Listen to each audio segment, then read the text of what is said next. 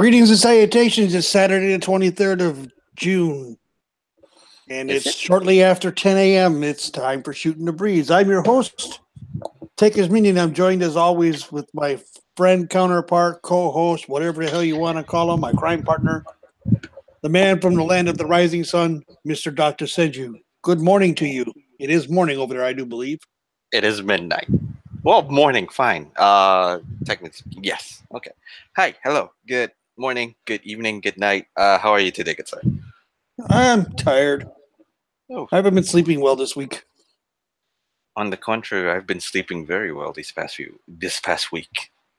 That's the funniest bit. Yeah, that's the funniest bit. Usually I tend not to sleep too early, but usually come nighttime, about 11, probably 11 or even 12, I find myself laying down in bed and then waking up about 5:30 or 6. So it's weird. 5:30 or 6 in the morning. So, man, oh, I got a good night's sleep. And then I tried it again. Oh, again, I did the same thing and again. So Well, I think what's screwing me up part of it is that I have 2 days off that are split, plus I have a second shift in the middle of it all. oh, okay. And it's something new.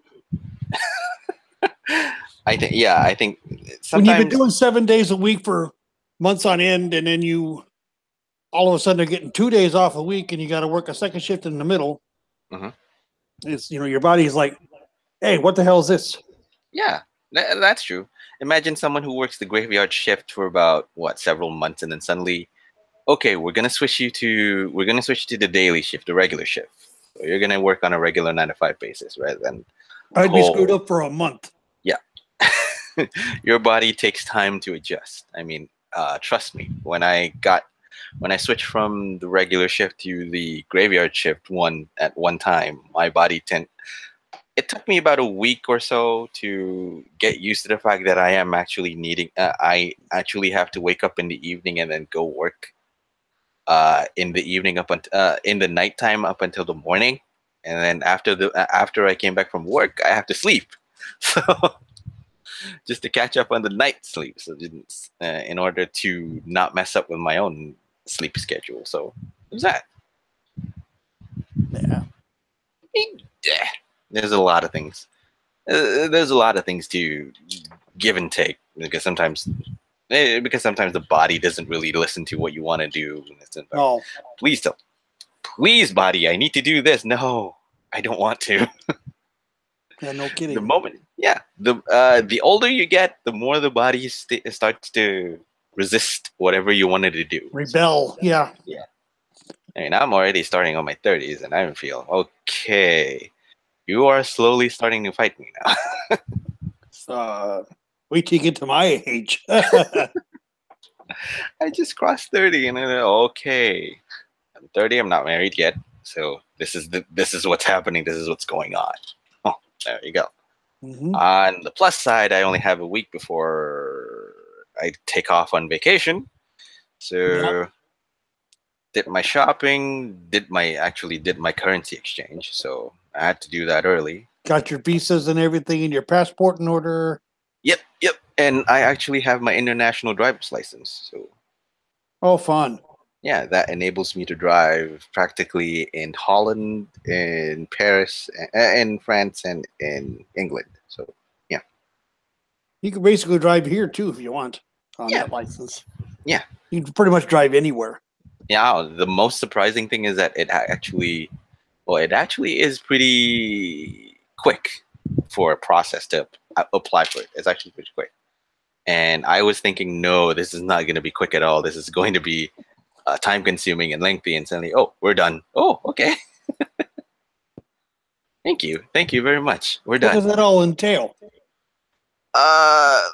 Just to fill up forms and then give your particulars and whatnot. There we go.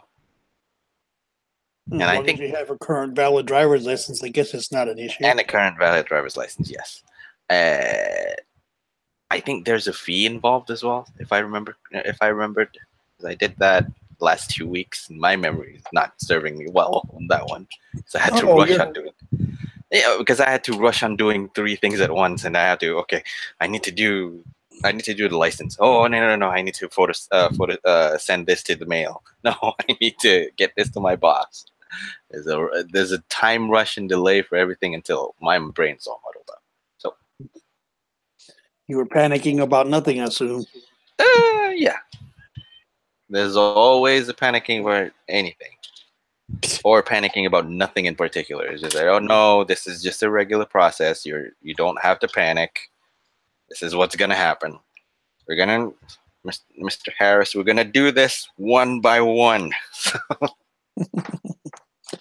So at least you got everything in order now. So Yeah, that's everything is in order. it's sounding like you're going to be the chauffeur over yeah, on the trip. Yeah, hopefully so, or we'll take turns. I think we'll take turns. My father and I are there, so we're gonna take turns on driving. I mean, hell, we have three grown ass people. Well, actually, not three grown ass people. We have 6 grown ass people who are going there. So yeah, there's 6 grown ass people. Everybody can drive. Granted, you have the international driver's license, so simple. The only thing that I have left is just to pack. That's it. Fun. I mean, I had the small discussion with Lepsy where I posted on Twitter. My Twitter timeline is that I have about 500 1K worth of euros and pounds. So I think that I think that I don't have enough yet still for about 1K's worth of pounds, sterlings, and euros. I don't think that's a lot. I don't know. Yeah, but then again, Lepsy was some more. Yeah, and then probably Lepsy was saying, no, actually you can get by with enough with 500. So I mean, that sounds like being in a hostel and everything, though.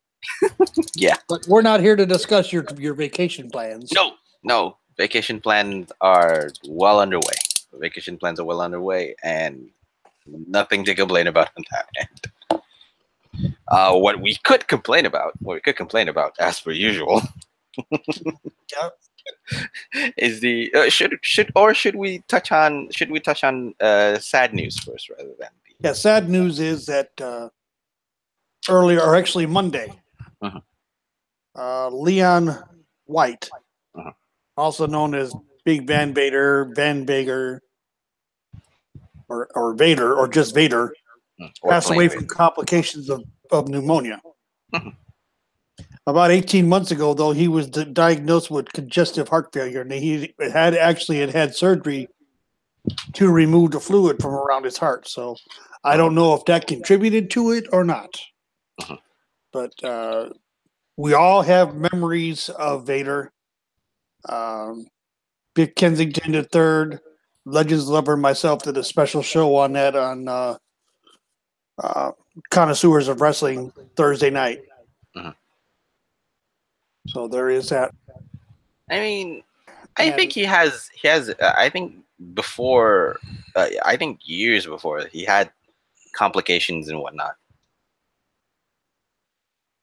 I'm not exactly sure. All I know is that because I think back when in 2017 or 2016, I can't remember when exactly. That's when he was first diagnosed. Yeah, with CHD, congestive heart disease. So, and he went surgery in March, and then he still has complications, just small issues and just niggling issues and whatnot. So there's that. Yeah, there were some people when it first came out that thought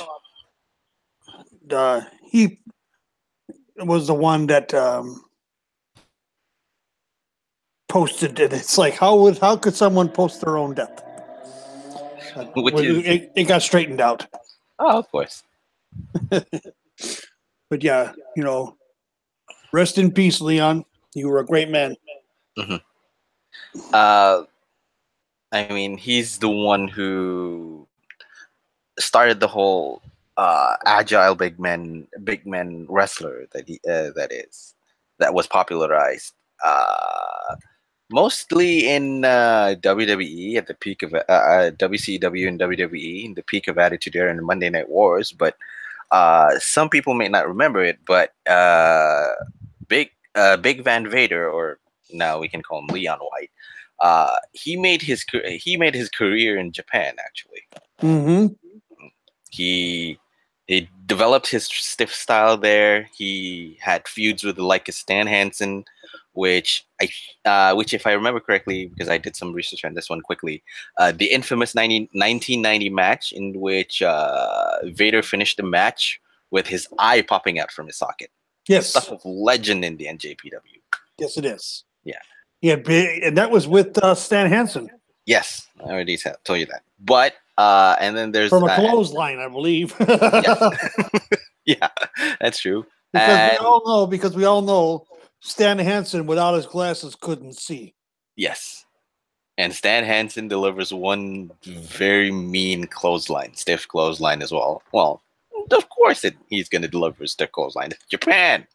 It's NJPW. Famous for strong styles and stiff kicks and whatnot. And still people in NJPW are talking about how Vader got his eyeball popped out and he just stuffed it back in. What, 30 years after it happened, they're still talking about it. Yep. And then there's also 34 years after. And then there's also the other legend for NJPW is that Leon White's debut in 1987 in NJPW, that one left the biggest impact because he's the one who actually brought down Japanese legend Antonio Inoki. Right. The result of it all, he killed Antonio Inoki's 4-year unbeaten streak and caused the Japanese audience in NJPW to riot. And literally riot. Yeah.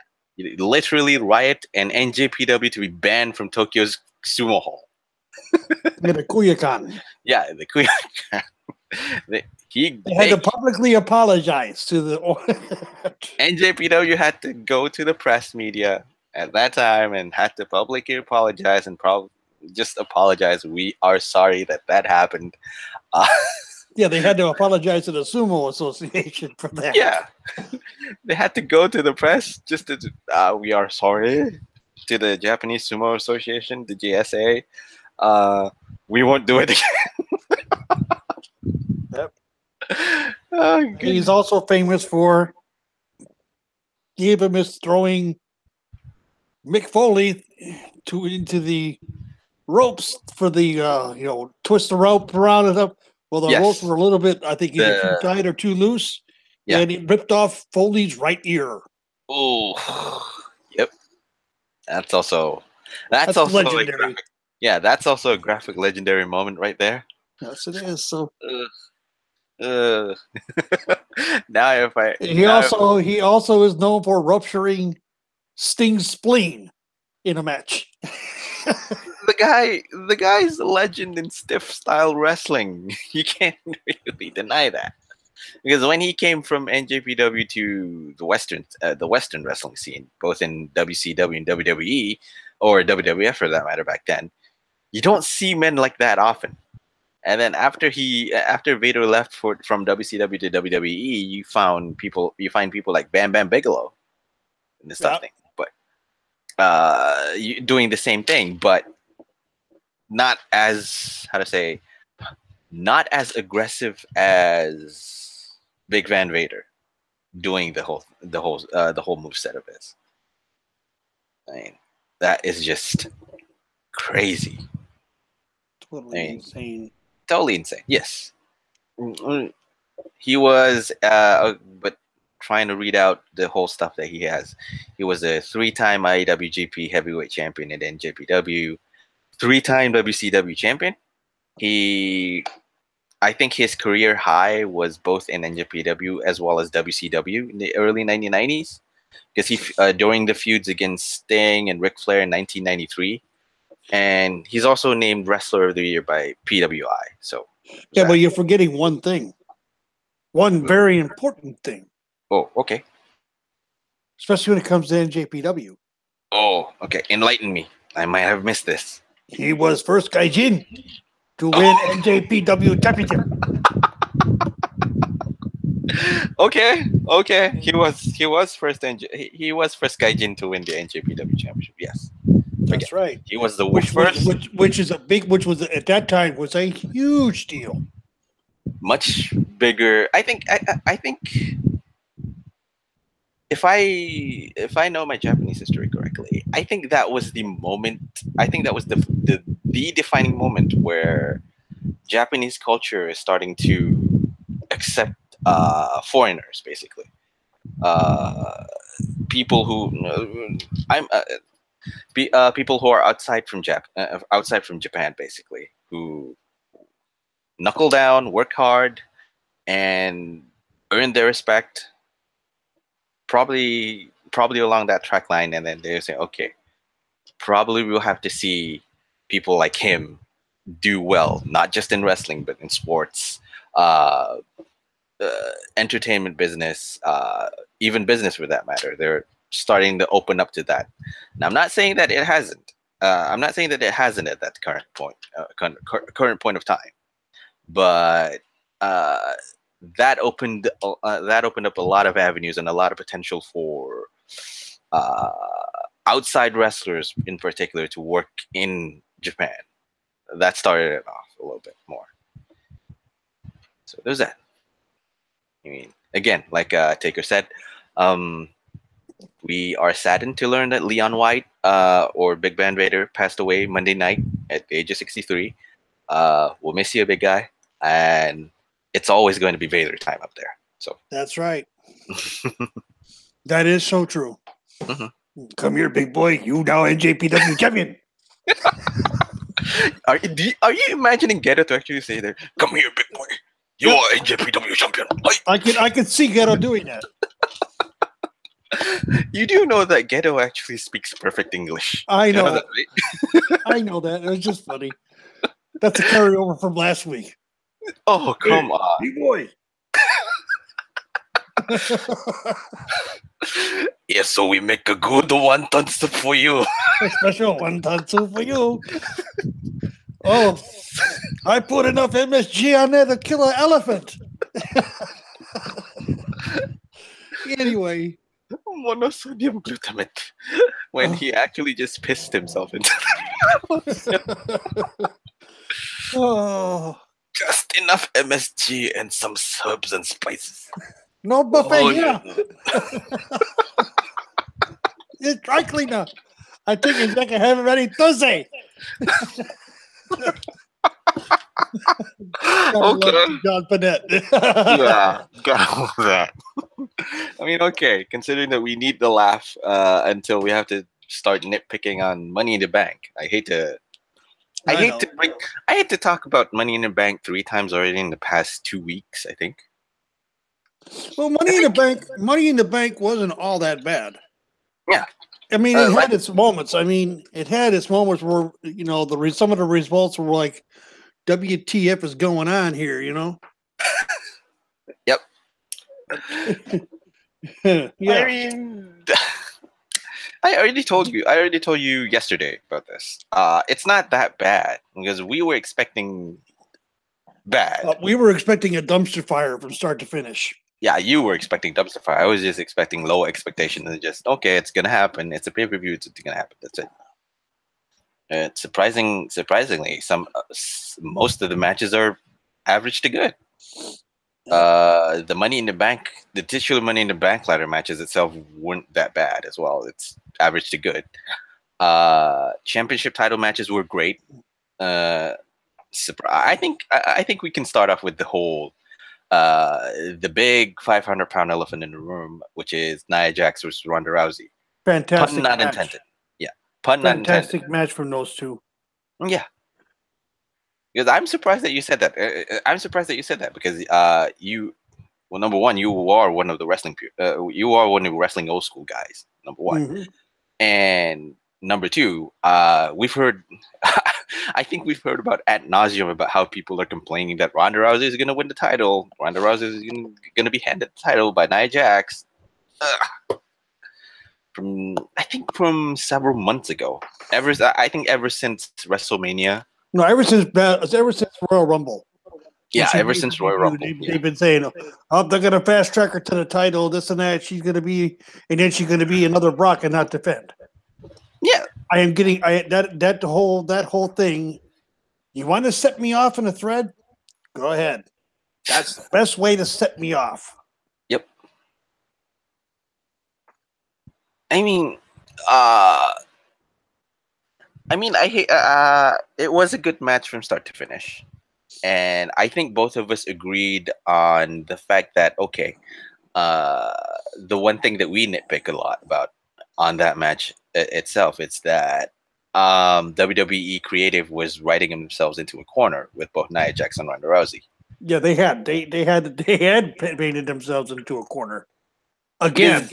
Because we argued on on the point where if who's gonna win, that basically who's gonna win a match, because whoever won the match will make the other look bad, to put it nicely, to put it in nicer terms. Because if Nia Jax won her title defense, that make Ronda Rousey look bad, and if Ronda Rousey wins, of course, the narrative number one, number two, that will make Nia Jax look bad as well.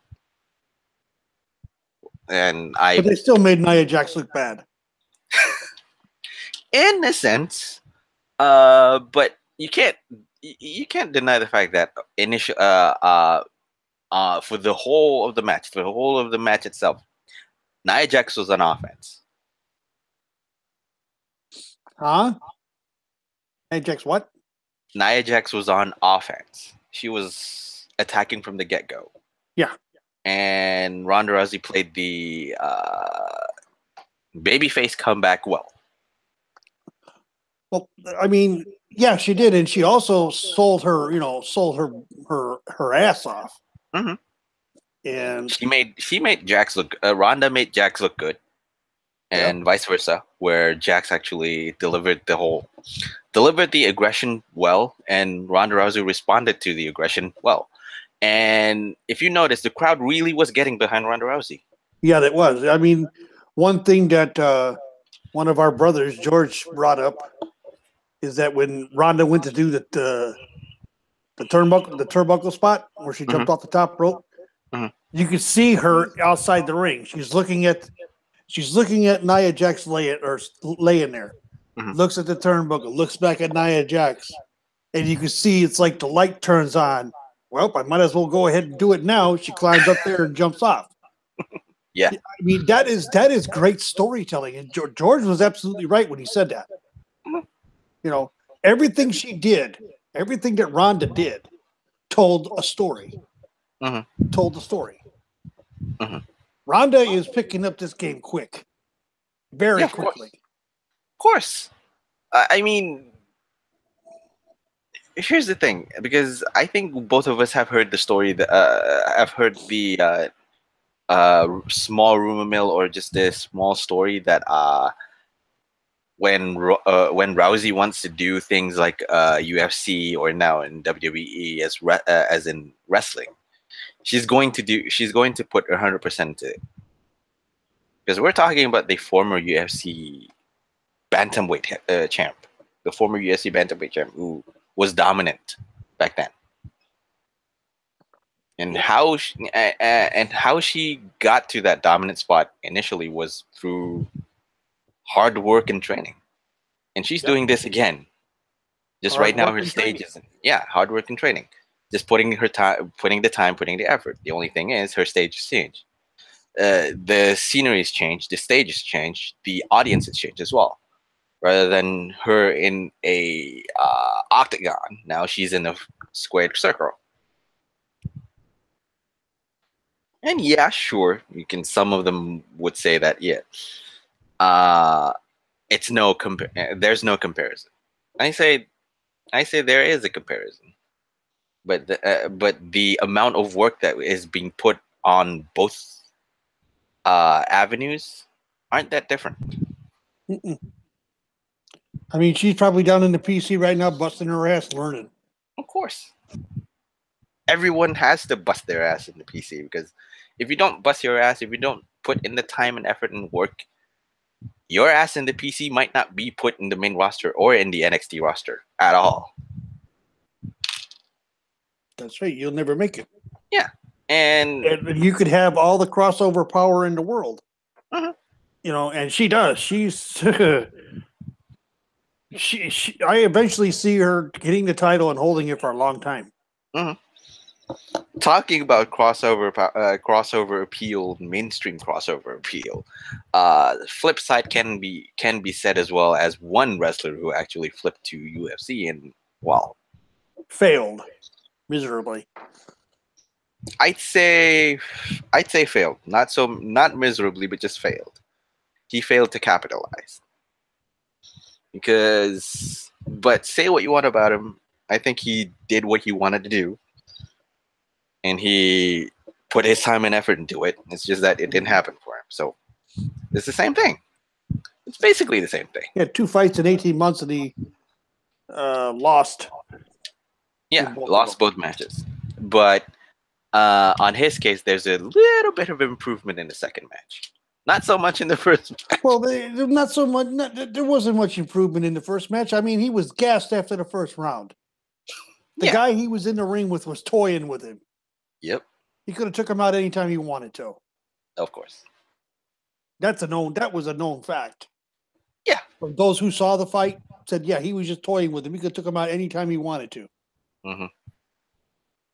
But in a sense, he should be. In a sense, he wouldn't have to be disappointed because he's doing what he wanted to do. He scratched an itch that he wanted scratched. Yeah, he scratched an itch that he wanted to scratch.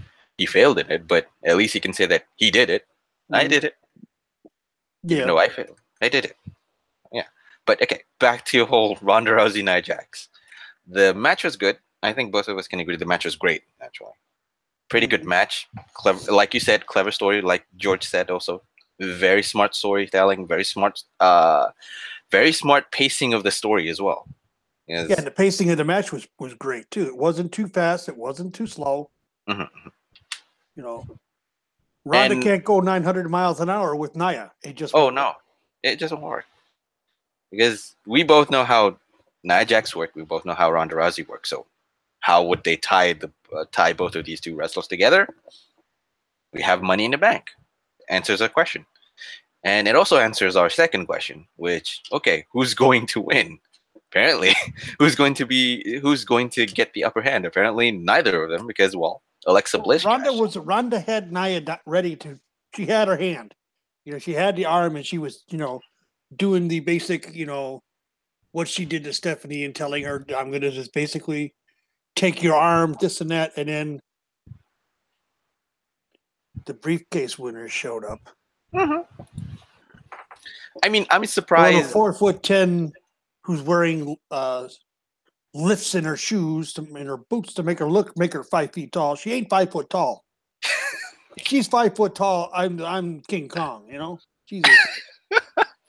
I mean, I think before the women's Money in the Bank contract ladder match happened, the result of Nia Jax versus Ronda Rousey is very vague for us because we're saying, I think at that point we were saying that, okay, who's going to win that match is going to make the other look bad.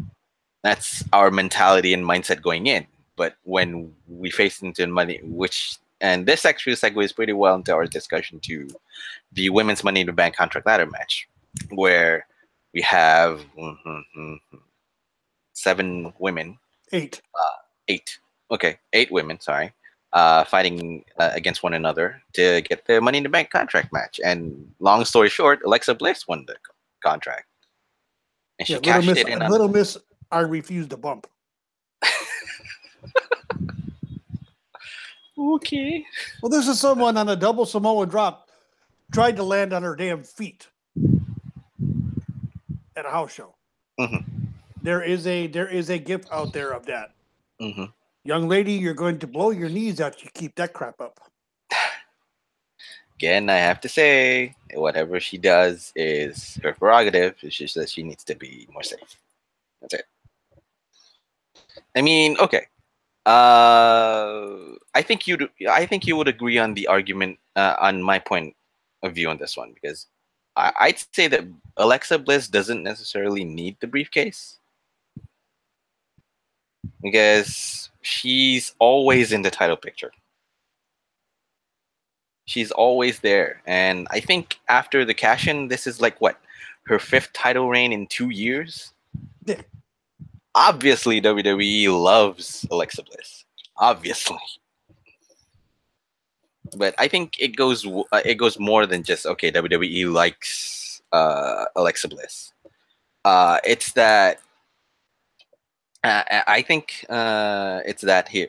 Um, as a heel, she's that kind of you want to have either carrying the money in the briefcase, money in the bank briefcase, or the title. I mean, say what you want about how effective, how her heel character work has been going on for about 2 years now. Say what you want about that. The appeal of that heel work that she does gets reactions. Be it for good reactions or bad reactions, it still counts as a reaction. So, but that doesn't necessarily take away from the fact that the Money in the Bank, the women's Money in the Bank ladder match was great.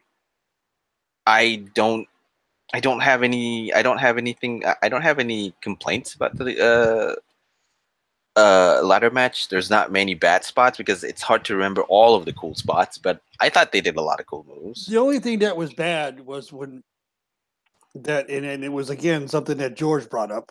Mm-hmm. Alexa was late on the spot with Becky near the end. Oh yeah. No. Way late. Yeah.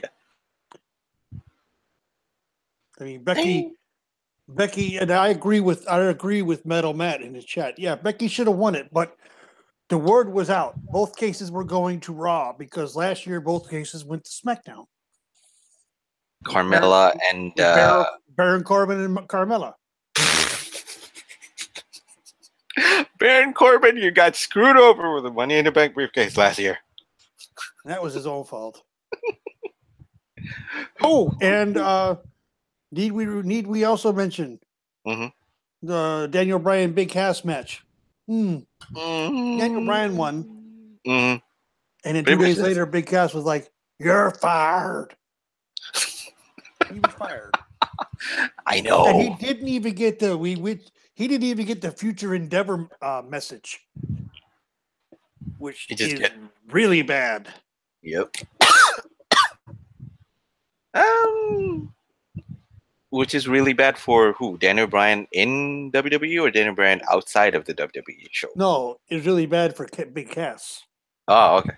Yeah. Big Cass. I mean, there's only been one other person recently that got that.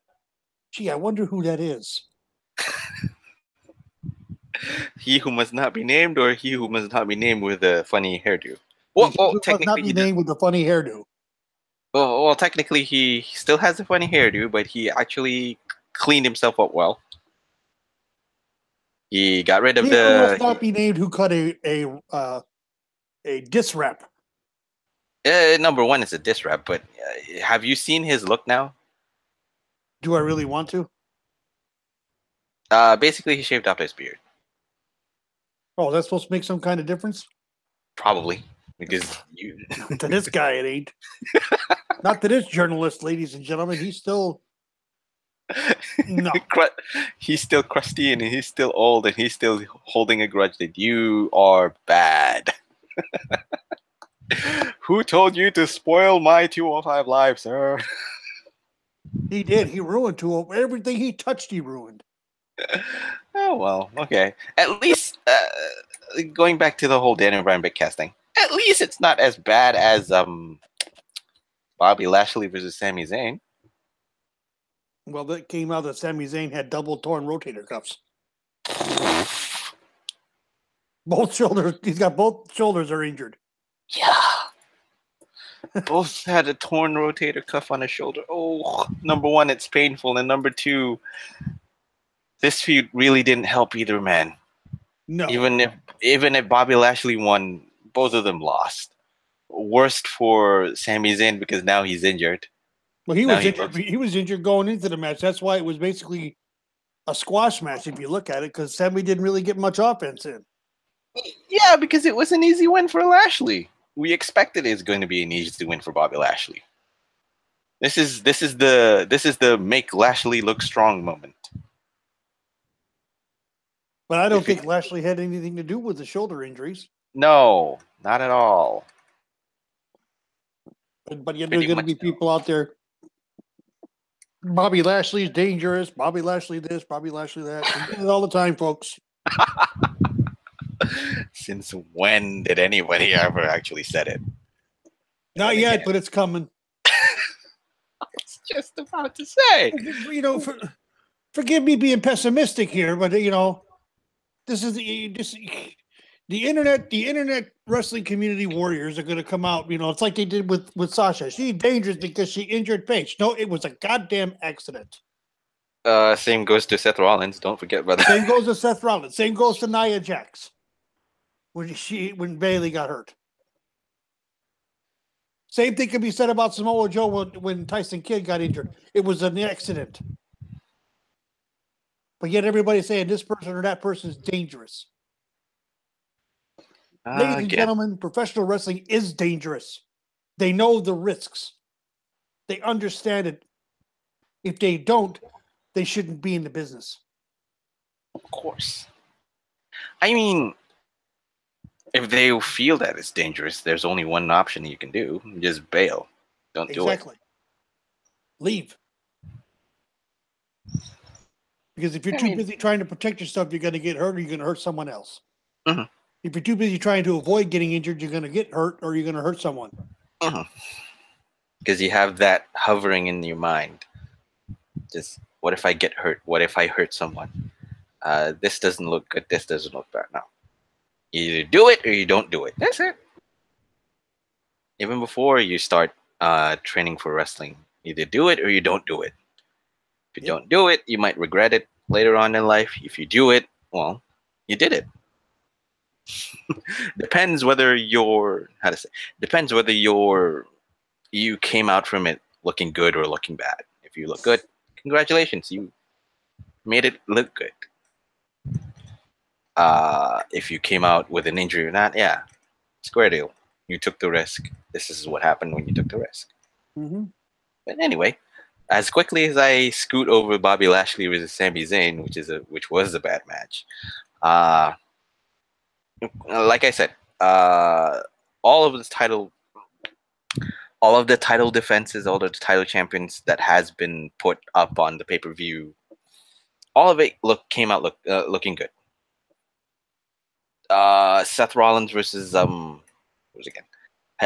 Rollins versus Elias was good. Controversial finish. It's weird. I don't know. I think in my opinion, it's weird to see a face like Rollins cheat to win. Do whatever it takes. Yeah, do whatever it takes to win, but that's something that can lead to a rematch if they do want to do a match again.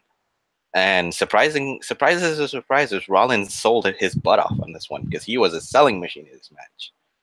Yeah, he was. He sold the neck injury early, if you realize that. And then he sold his neck, and then he sold his left knee, which was double selling job for the night. I hurt my neck, and then I hurt my leg. Which had a nice setup to what happened on Monday night. Yeah. And which I still don't understand. Yeah, I don't, but hey, it happened. And I find it hard to disagree that this was the best Elias match to date. So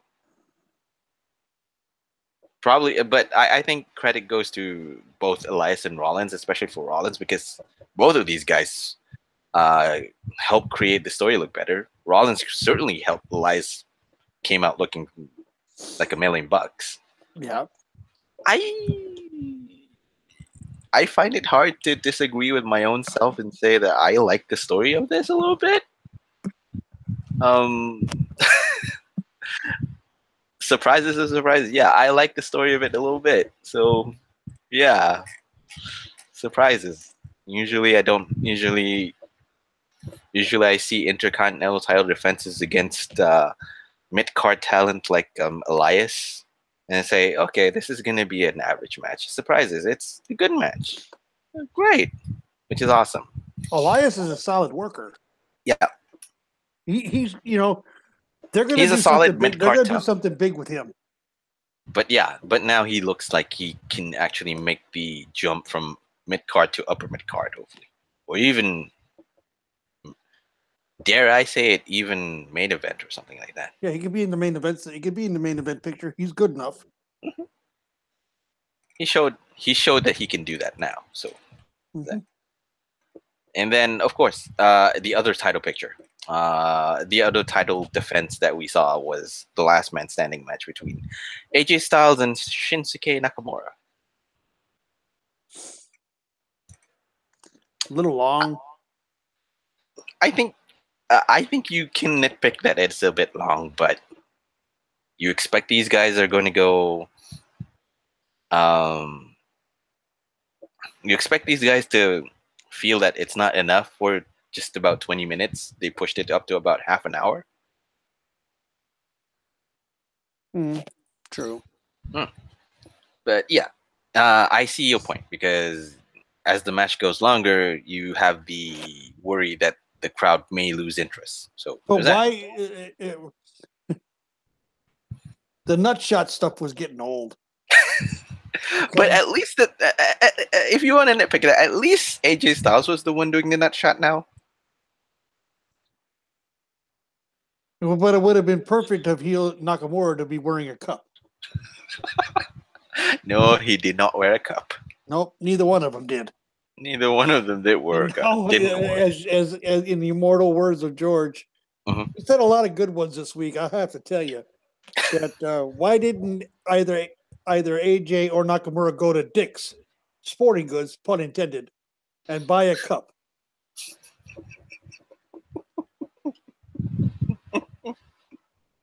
Because they were too busy going to Dick's and trying to find balls to kick. Something or other. Balls to kick or punching bags to punch. Something. And then Nakamura saying he lost because he didn't understand the count. The count wasn't in Japanese on Monday night. That's a new one. That's a new one. I find it both. I find it disparaging disparity on my side, because on one hand I would laugh because even the referee in NJPW doesn't count each. No, son. No, they don't count in Japanese. They count in English. Sorry. Yes. Even red shoes counts in English. Yeah. This is Chaos Nakamura again, just creating excuses. It's not Japanese. I want Japanese referee. In order to qualify, you must be Japanese. You must wear red shoes. You must know number is no san. Yeah, well, rest number don't matter. All jokes aside, it was a great match. It was. It was. Like Taker said, it's a little bit too long, because 30 minutes, but I expected that, because you can't expect AJ Styles and Nakamura to just go 20 minutes. If you give them 60 minutes of an Iron Man match, they'd do it. To hell with the whole, okay, maybe the crowd would lose interest because it's a 60-minute Iron Man match. But again, it's Styles and Nakamura. They can find a way. Well, that would have been the better way to go. What? 60-minute Iron Man matches in, I think they avoided this just because they know that the Western crowd, won't really take to the fact that you can go 60-minute you can go over 60 minutes just to put on a good match. Because probably they realize that, yeah, we're working WWE crowd. We're not working NJPW crowd. NJPW crowd would happily accept 60 minutes. It's funny you say something like that, because they have, recently they've done it. They did something similar. They did a 30-minute Iron Man match with Bayley and Sasha down in NXT. Mm-hmm. And yeah, that's a smaller audience. Yes, it's a smart audience. But everybody was involved. Everybody was invested. Had they done even a 45-minute Iron Man match, it would have been, the crowd would have been into it. I think because as you get to the end, let's say the score is tied with like 40 seconds to go. Mhm. That's when all the excitement really starts to show. Mhm. You know, inside the last 5 minutes, when it's 5 or 10 minutes and it's, you know, scores tied, and you're going to see near fall after near fall after near fall, because that's all they're going after at that point is they're trying to get the final fall to put them Yeah, ahead. final pin. Yeah, to put them in. Yeah, I mean, There's more again, excitement, I think, in last man in an Iron Man match than there is in a Last Man last Standing. man standing. Yeah, but again, I think that factors in the type of match. It's either the Iron Man match or the last man standing match. Or hell, even 2 out of 3 falls would have been better in that spot. It's true. Yeah, again, true. Yes, probably because of the match type, Mm. the type of match that was being that was being used to present the feud. Yeah, okay. Number one, and number two, I think Sasha Banks and Bailey had a lot more time to develop their feuds. Because again, I'd argue against this because to some of us who know Nakamura and Styles' history, those two go way beyond WWE.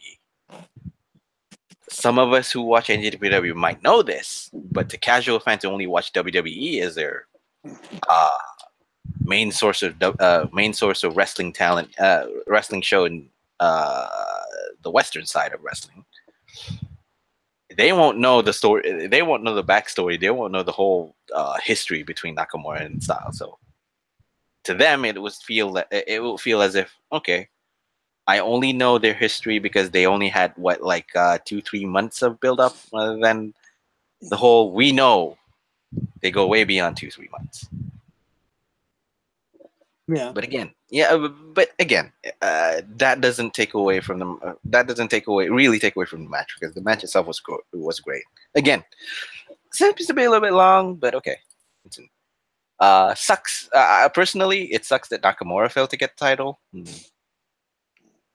Yeah. But yeah, it sucks that Nakamura failed to get the title for the third time. But I think this is already one and done, and Styles would get the win again.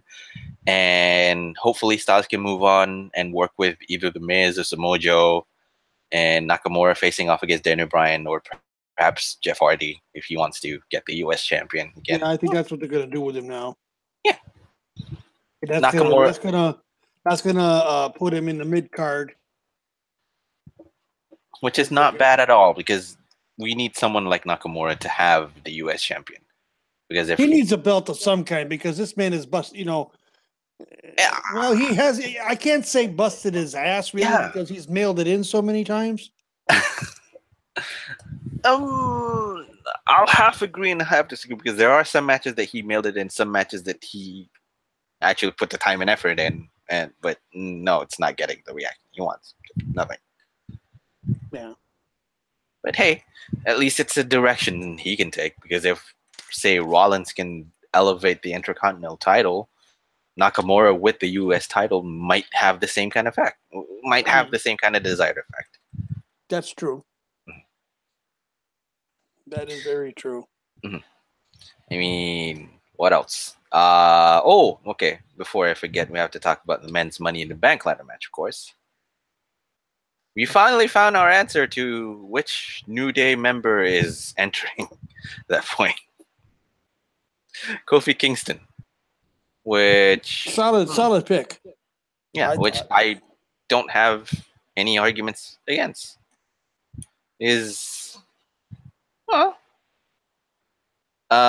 Comparing the three people, I thought that maybe Big E would enter, but okay, Kofi Kingston, fine, because he's the veteran. I guess. Yeah. But overall, I thought it was a very good match. Owens took that massive bump off a 20-foot high ladder.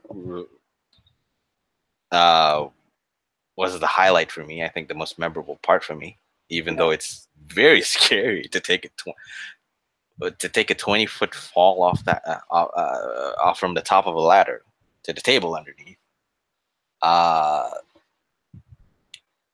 again, I'm sure it's a bump that they did safely as possible, but again, it's still scary for me to see a guy fall that far. Yeah.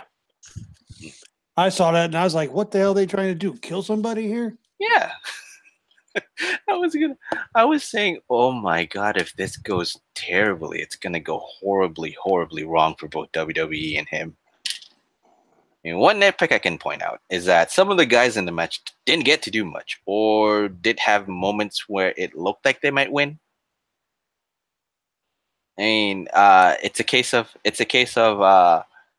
some of them people don't get to do much, or that some of the contestants in the match hasn't really put their time and effort to actually make you believe that they can win for a moment. Miz came close a few times though, but I think the Miz is there just to put someone and be like, hey, this is the punching bag for you, the rest of you guys to do something about it. So he took a beating for the most of it. So, and my personal nitpick is I thought Samoa Joe and Rusev could have been played up a little bit better, and both of them should have a moment or two where they could have won. So yeah, that's part of the nitpick. I mean,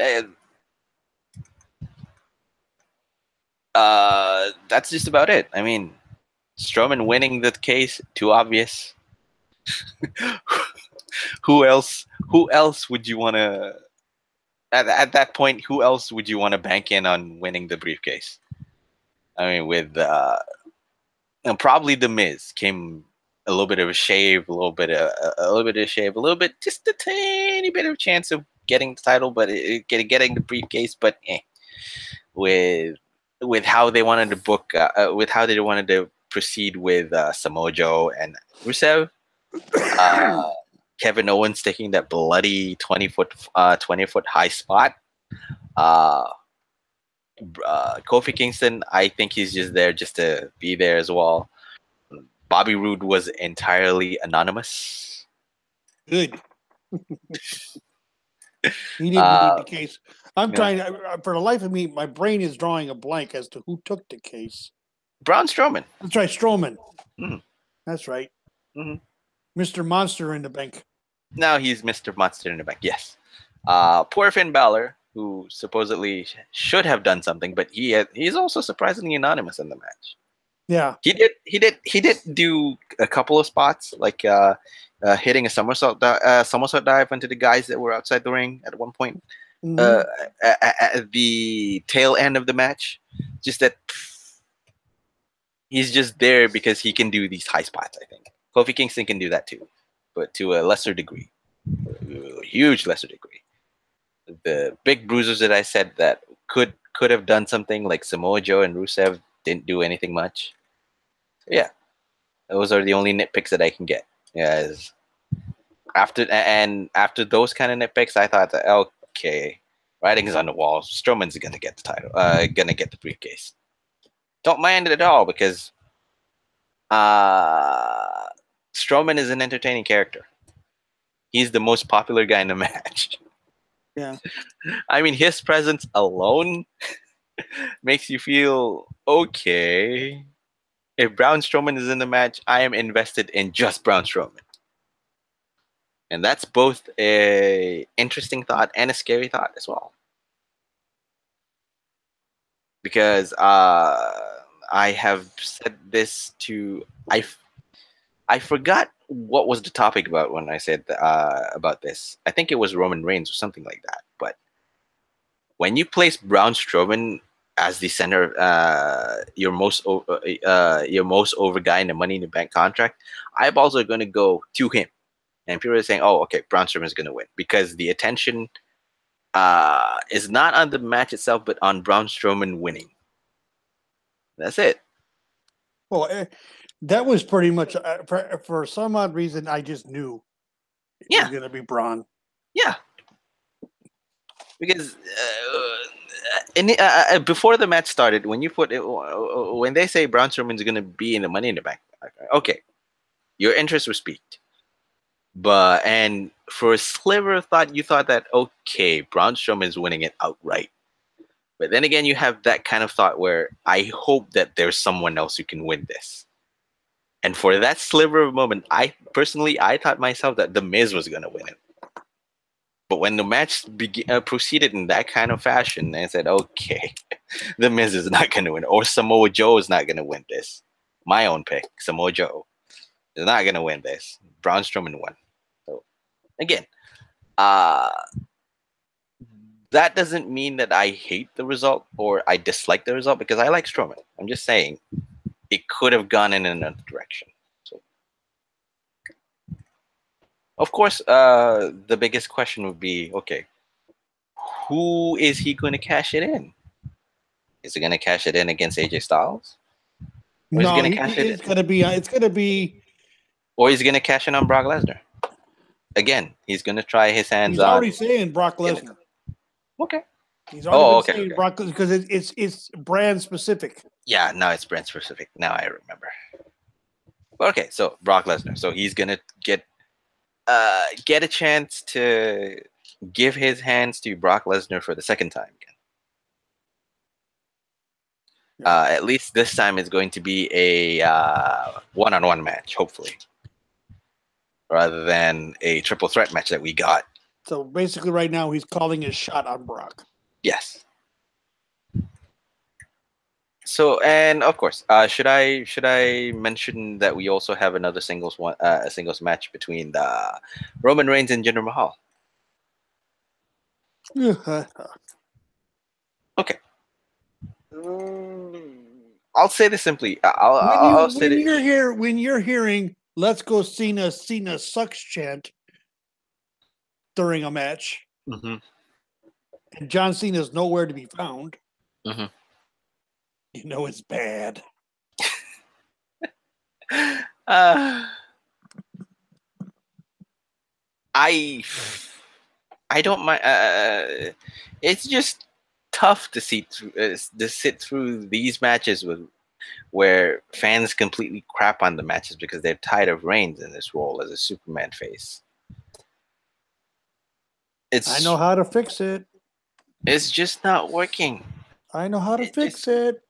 I know you know how to fix it, but I'm not going to touch on that now. I don't want to touch on it now because I'm trying to nitpick on. I'm trying to explain why it's hard for me to watch a Roman Reigns match and say, he's getting the short end of the stick here. Because as much as I would like to say that Roman Reigns' body of work is great in this match, and I don't really mind him as a performer in this kind of setup, it's just that, like I said, it's just tough for me to sit and watch a Roman Reigns match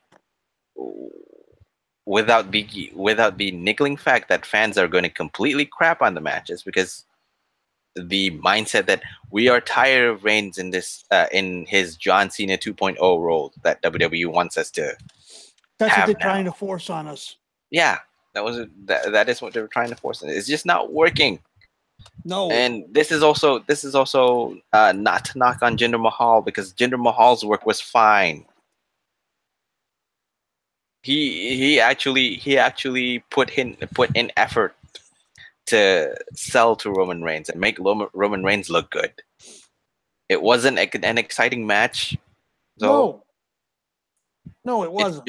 It's just an above average match that went too long, and halfway through you're already thinking, yeah, Reigns is gonna win.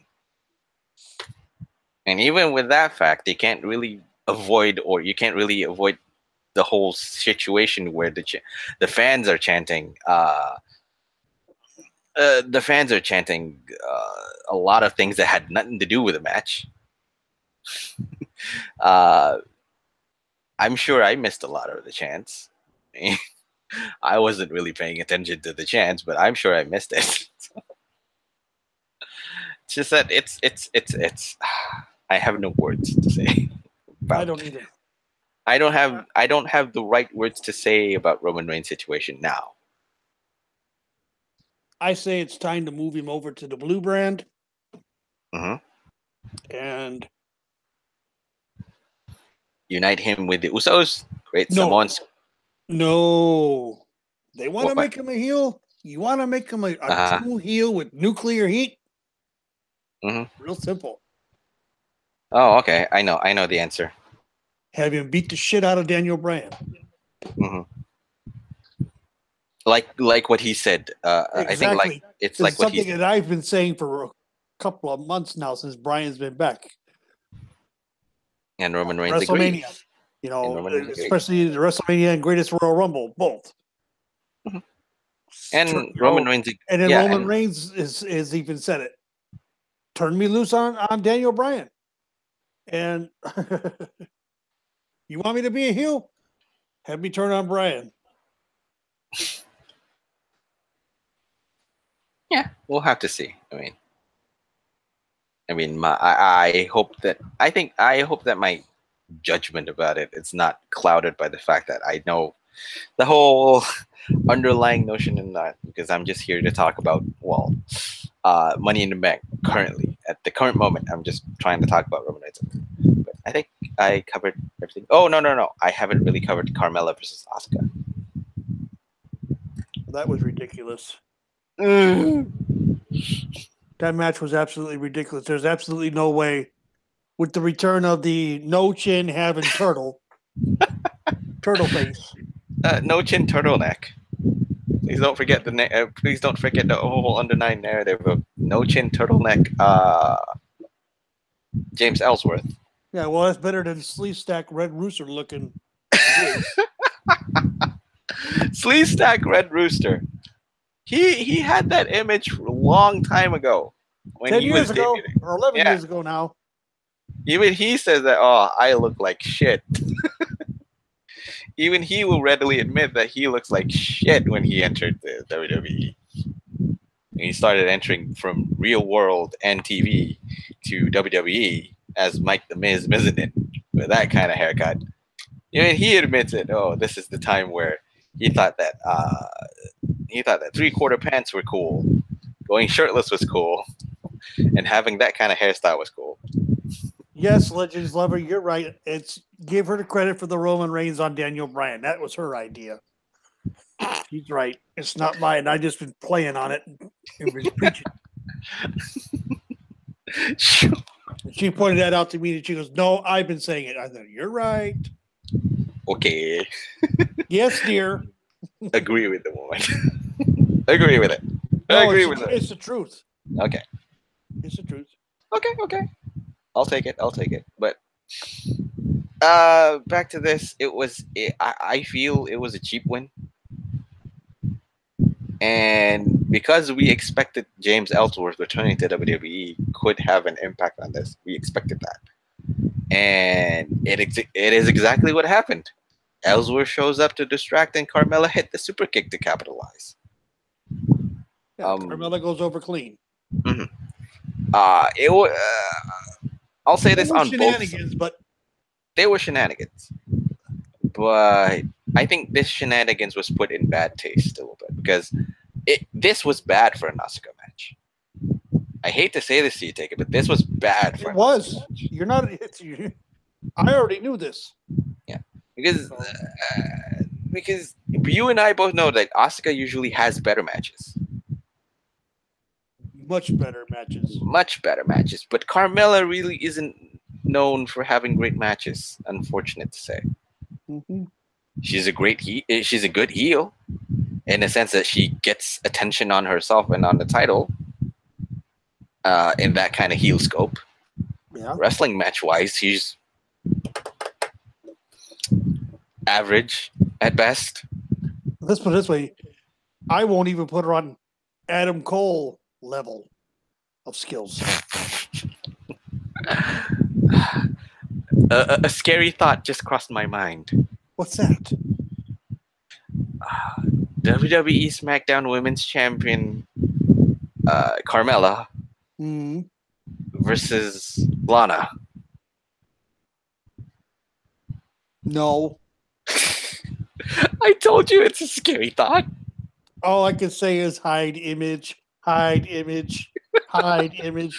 I already Run, told. run. Danger, danger, danger, Will Robinson. Wait, I think Yes. Well, technically speaking, that was Carmella versus Lana versus Kelly Kelly. So okay, technically that's a Ooh, three-way triple match. I tend to agree with what Legend Lover just said. What they're doing to Asuka, what they're doing to Knock. Exactly. They're tearing them down. They want everybody. Somebody brought it up in a posting, and I can't think of who it was. That they want everybody to be mediocre and equal on the main roster. I'll I'll have words with you. I'll have words with you on this one post show. You Because can I have think words with me now. I can handle no, it. it's going to cross a little bit on the political side, and I don't want to touch that. Mm. You know where it's gonna, because we already had that discussion pre-show, so Mm. we already know where the heck is gonna lead. So I'm not going to touch on that. I'm not going to touch on that barrel because if what you're saying is true, then that means, oh my god, there is a lot of subtleties that are not good. There are a lot of agendas that are being pushed, and it's Mm-hmm. suddenly, and then I it's know. I'm seeing. I've thought this for a while, but I've never said it. Not even to her. I mean, She said this to me the other day, and I agreed with her. Mhm. So I can see that. I mean, but basically, I can say that, yeah. I and think it's in a slowly sense, it beginning to. does look like it because we'll know for sure. We will know for sure when Kyrie Sane comes up and when Io Shirai finally makes the main roster, because I don't see Io Shirai staying on down in NXT very long at all. Wait, is she? She's signed. Oh, okay. She's No, done with her dates over there. okay. Let's see. She did her retirement thing with Stardom Uh, a couple weeks ago now. mhm.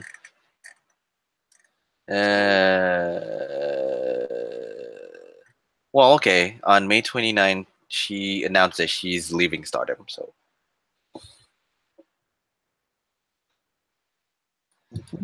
there's one thing. So yeah, okay, and yeah, WWE was going to sign Yoshirai on a contract, but she got injured.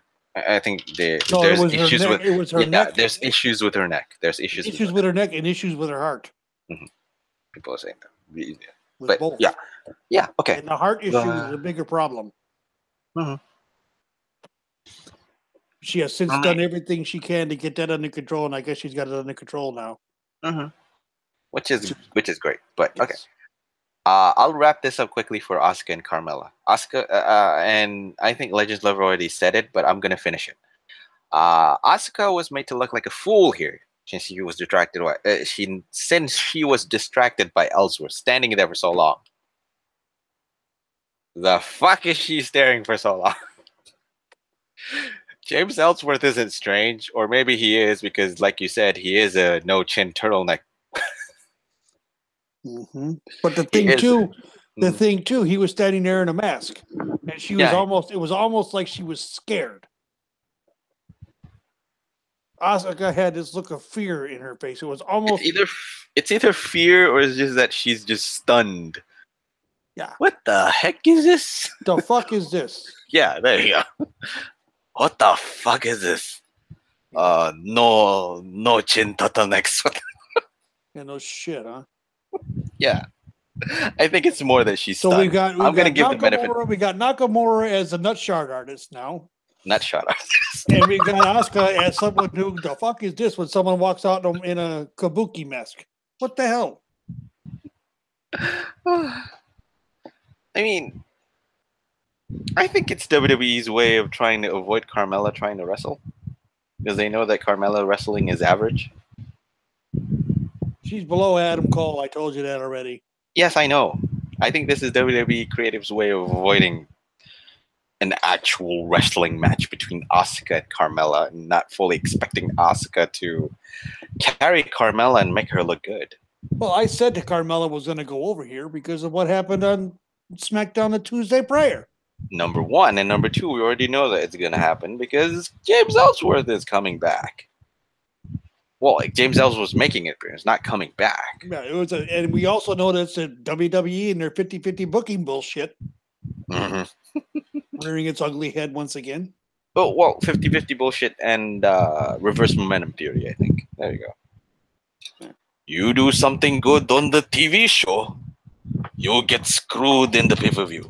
Mm-hmm. I can only imagine Goto, man. If NJPW had their own women's division, Goto would be like screaming at the TV. WWE, what you doing? It's more, I think it's more NJPW, yeah. Or Stardom is gonna yell. Oh God, yeah, the people in Stardom are probably shitting the bed. And praying that Kairi Hojo doesn't go up to the main roster. No. Rossio got both Fuka, Nanae, Takahashi, and Rossio Go is gonna yell, "What the hell are you doing with my women?" Yep. What the hell are you doing with my women? Never mind. But I'll say this though, in order to just prop up Asuka a little bit more. At least Asuka is a little bit more protected than Nakamura. Nakamura is now the nutshot artist. Asuka has been ever since ever since she lost the streak, she looks more herself, but she looks a little bit more lost. Yeah, but here's something that's confusing to me. Because on Monday night, she comes down to confront Carmella. Monday night or Tuesday night? Or Tuesday night, excuse me. Tuesday night. She comes down to the ring to confront Carmella. She doesn't do her dancing to the ring. She just storms to the ring. And Ellsworth stands between her and Carmella. She says something to him, screams something at him in Japanese, kicks him in his guts, and eats another super kick to the face. And that's the end of this. And I'm like, what the hell is this? You already had her go over clean. You already had Carmella go over clean Sunday night. Now you have her kick her in the face again? For what? I don't know. Gain sympathy? If that's wait, I'm not done. To gain sympathy, if that's the way of gaining sympathy, that's a shitty way of getting sympathy. Yeah, it is. They're shitting all over her right now. I haven't seen the blatant. They've cooled her down too far. Probably not yet. What the hell else can they do? Well, you still haven't put Asuka into the ringer for being what Japanese here as much as Nakamura did, or say being subjected into racist blatant racist. That was already started on Raw and buried. Yeah. So that whole racist thing doesn't hold water. It was already started. WWE got the rumblings from the fans and dropped it and moved her over to SmackDown to get her out of it. That was the beginning of the shit that started with her then. That was the beginning.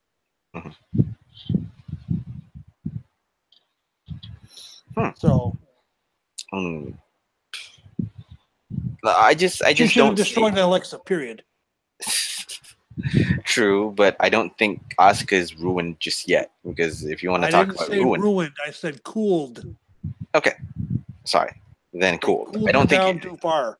Yeah, she hasn't really cooled down to the point that she's being put in a bad spot or bad position. I think it's more that creative has booked themselves into a little bit of a corner because they haven't built Carmella up properly just yet, and Carmella isn't really, how to say, fully matured enough in the wrestling acumen to really consolidate her title defense, which is my way of saying that she hasn't known enough wrestling to justify her holding the title. She can wrestle, just that you don't expect her to pull off great matches. She ain't expected to pull off great matches because, like I said, Carmella really isn't known for having great matches. No, she's not. Yeah. So there's a be all and end all for that. See, that's the difference. That's the difference between her and Adam Cole. Adam Cole can pull off a decent match. Yeah. When he needs to. When he needs to. Which but I when can't. he needs I to. can't wait till Evolve 105. Although I'm not going to be able to see it because it's not going to be live on their pay-per-view. Damn it! Oh yeah, which is sad. Why they do the decision to do because that? It's because Adam Cole is WWE property currently. That's why. Wait a minute. So I didn't know that. So WWE signed superstars aren't allowed to be shown on Evolve IPTV? Is it because of Evolve? Is it because of Evolve itself, or is it because of the contractual obligation of the WWE wrestler itself? I think it's a contract obligation of the WWE wrestler. Oh, because if I watched something yesterday about All In. And the biggest issue they're finding is that the talent that they have coming in for that's committed, they are with other promotions and they want to put it out somehow where everybody can watch. But there's worries about the contracts that these wrestlers have with the other promotions that they're involved with. Okay. There's politics involved. More backstage hush politicking involved. Yeah. The promotions are going to want a piece of that money. Of course. This is an independent show run by independent wrestlers with no actual match card to talk about other than other than Cody's going against Nick Aldis. That's it. With zero build-up, lots of hype, and already sold 10,000 tickets, over 10,000 tickets sold out. Of course, other independent wrestling promotions want a piece of that pie. I mean, initially they didn't, because they didn't thought that it's going to work. It happened ever since Cody and the gang sold out the all-in tickets. Yeah, Sears Center. At Sears Center. Somehow that garnered a lot of attention to them, and wrestling promotions noticed that. Independent wrestling promotions noticed that. I'm sure even WWE notices it. It's just that, sure. It's just that it doesn't really affect them too much. But that match I'm looking forward to. I want to see Adam Cole's chest turned into a hamburger. Versus Walter? Yes. Yeah, of course. Number one for you it is, because it's going to be a Haas fight for Walter and a massacre for Adam Cole. Adam Cole's going to get destroyed. Yep. And and apparently it's for the North American title too. And if Adam Cole wins, wins. I don't see how, but anyway. Yeah, I don't see how either. But even if Adam Cole wins, he's going to come out of it with. He's not going to come out of it unscathed. He's going to come out of it terribly scathed. I see like a double count out or some non-finish. Or maybe a disqualification win where Adam Cole wins by disqualification but doesn't get the title. Yeah, you mean Walter wins by disqualification but doesn't get the title. Adam Cole gets himself disqualified due to outside interference of the rest of the Undisputed Era. Probably. It can happen. Yeah. But okay. But we digress. But okay. Money in the Bank. Was it a good show? Was it a bad show? It was a good show. It was a decent show. I'll give it a B minus. Yeah, I'll give it a B minus too. I'll give it a B minus too. Solid B. Takeover. Do we want to talk about Takeover? That was a hell of a show. Oh, there's a lot of stuff to talk about Takeover. My God, where do we begin? How about the tag team title match? Lorcan and Danny Burch versus the Undisputed Era. Mm-hmm. Let's talk that. What's bad to say about that match? Nothing. What's good to say about that match? Everything. I mean, boy, I love this match. I mean, here once again, NXT stealing the freaking weekend. I know. Especially Takeover. Especially Takeover. When is WWE going to learn? I don't know. They already had the winning. Book your matches like this. They already had the winning formula in NXT, and somehow they don't want to translate that winning formula to the main roster. But hey, I digress on that one. I think we digress on that one. Yeah. There's a lot of things that are so good. I mean, I already, as much as I am an NXT watcher, I always say that Danny Burch and Oni Lorcan are awesome fighting against one another when they had that Haas fight that they had. Yeah. Each and every time they do that. And when they team up, oh my God. These are the two brawlers, the Brit Am brawlers. Ugh. They worked their ass off in that match. I mean, you had Roddy Strong and was it Bobby Fish is the one that's out hurt, right? Yeah, out hurt. This was Kyle O'Reilly who was the guy. Yeah, Kyle O'Reilly can work pretty good too. He's a great worker when he has that kind of opponent to work against with. And Oni Lorcan and Danny Burch had that kind of feel. Roddy the same way. Oh yeah, exactly. You had 4 solid workers in the ring, and 2 of them are solid workers. 2 of them are brawlers at best. 2 of them are capable of just bringing the Haas to a match. Because this has, this was and more because it has fast-paced, independent style promotion action that most of the people liked, most of this crowd in there liked, and mat-based grappling for those of you who are old school purists. And I have nothing bad to say because this. I don't either. It's hard for me to say anything because you have to watch this. Bring on that trios match from night 1. Bring on that trios match from night 1 of the United Kingdom Championship Tournament, please. I mean, the wrap up that I could quickly say is that if you are not an O'Reilly fan, whether it be in the independent scene when he was part of Red Dragon in Ring of Honor, Red Dragon in Ring of Honor, or elsewhere for that matter, even before he entered Ring of Honor, Kyle would have won you over with this match, I think. Kyle O'Reilly, like I said, he's solid. Yeah. I could say this much right now. Of the Undisputed Era that's there, they could bring that whole thing up as unit even with Bobby Fish.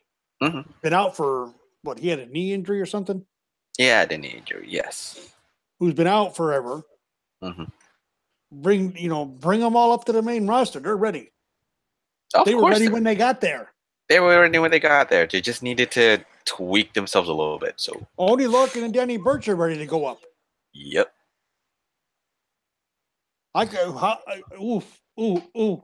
Fantasy book tag team match. Okay. Oni Lorcan, Danny Burch versus Revival.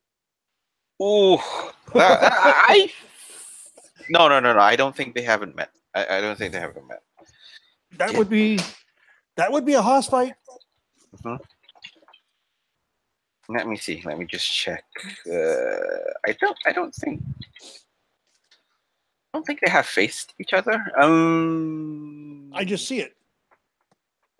No, That no, would no. be four. That would be four solid workers in the ring together. They have. That would be four solid workers in the ring together. Number one, and number two, that would be four old school. That would be four old school style wrestlers Mm-hmm. in the same ring. So, and I would have to say that I am not surprised at all that Undisputed Era are so over in Chicago. I'm not surprised at all because the Chicago crowd is always going to be what? The Chicago crowd is a traditional crowd. Yes, They just prefer the grapple fuck matches. Yep. or hoss fucking matches. Or hoss fights, yeah. So, next match on the card, I believe, was the women's title. No. NXT? No. Ricochet versus the Velveteen Dream. Oh, yes. Nothing bad about that match either. No. And I especially love the whole Velveteen Dream entrance thing. He's wearing Prince Puma pants. If you guys watch Lucha Underground, he got the Hogan shirt rip. He got the boa as well, I think. Yeah. My God. This kid gets it. Yeah. And he actually did the whole Hulk Hogan gimmick thing in the ring to listen. And here's the thing. Sure. He's only 22 years old. He's still young, yes. Surprises are surprises. I think in terms of sports, I think this kid is a wonder kid. If you in footballing terms or in soccer terms, you'd say that this kid is probably in the same breath. And I know this is a cliche thing since we're talking about this with World Cup running in progress.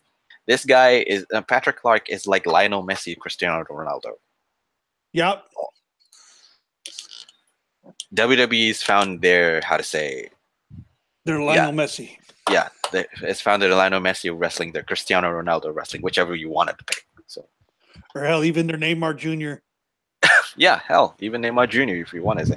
This is their guy. Patrick Clark is their guy. He is the future of the WWE. I'm sorry. He is a kid that gets it. God, does he get it? Yeah. But, okay, let's set aside the whole he gets it and just talk about the match. They both get it. Okay, so they both get it. I mean, okay, the story. I can't find anything to nitpick about this match either. No, I mean, sure. You want to push it? You want to push my nitpick to a too thin butter over too thick bread? The story was that Dream. The whole storyline is that Dream wanted to show that anything Ricochet could do, he could do better. Right. Basically, two guys one-upping one another. Yep. But in the end, the whole obsession thing with him doing so ended up costing the match. Yeah. Brilliant booking. It's simple. Yep. The best part about the match, I like you said, the best part about the match, it was that it was one that neither guy would lose anything because it was so good. Yeah. Both guys look great. It's like the tag team match. Neither team lost anything. Yep. Ricochet. Who in the tag team match? Who was standing tall in the ring at the end? Birch and Lorcan. Yep. The losers. Yep. Okay. Which is, again, I mean, excellent storytelling, excellent imagery of storytelling, I think, if you want to put it that way. But again, Ricochet, obviously great, continues to show it. This guy is insanely athletic. He's young. He's young. Both of these guys are young. While Velveteen Dream keeps building his portfolio as a future star of the company. Like I said, he's the golden goose. Yep. He's your golden egg. He's your company's golden egg. He's the future of the company. He keeps building portfolio after portfolio of great matches. Back then, it was against Aleister Black. Now it was with Ricochet. Even though he lost, he still looks great. He's not that even in his loss he looks good. Even in his loss, he looks great as fuck. Mm-hmm. I mean, then after the and then after this match, it was the NXT Women's Championship match. That's right. Mm. A little bit of a letdown.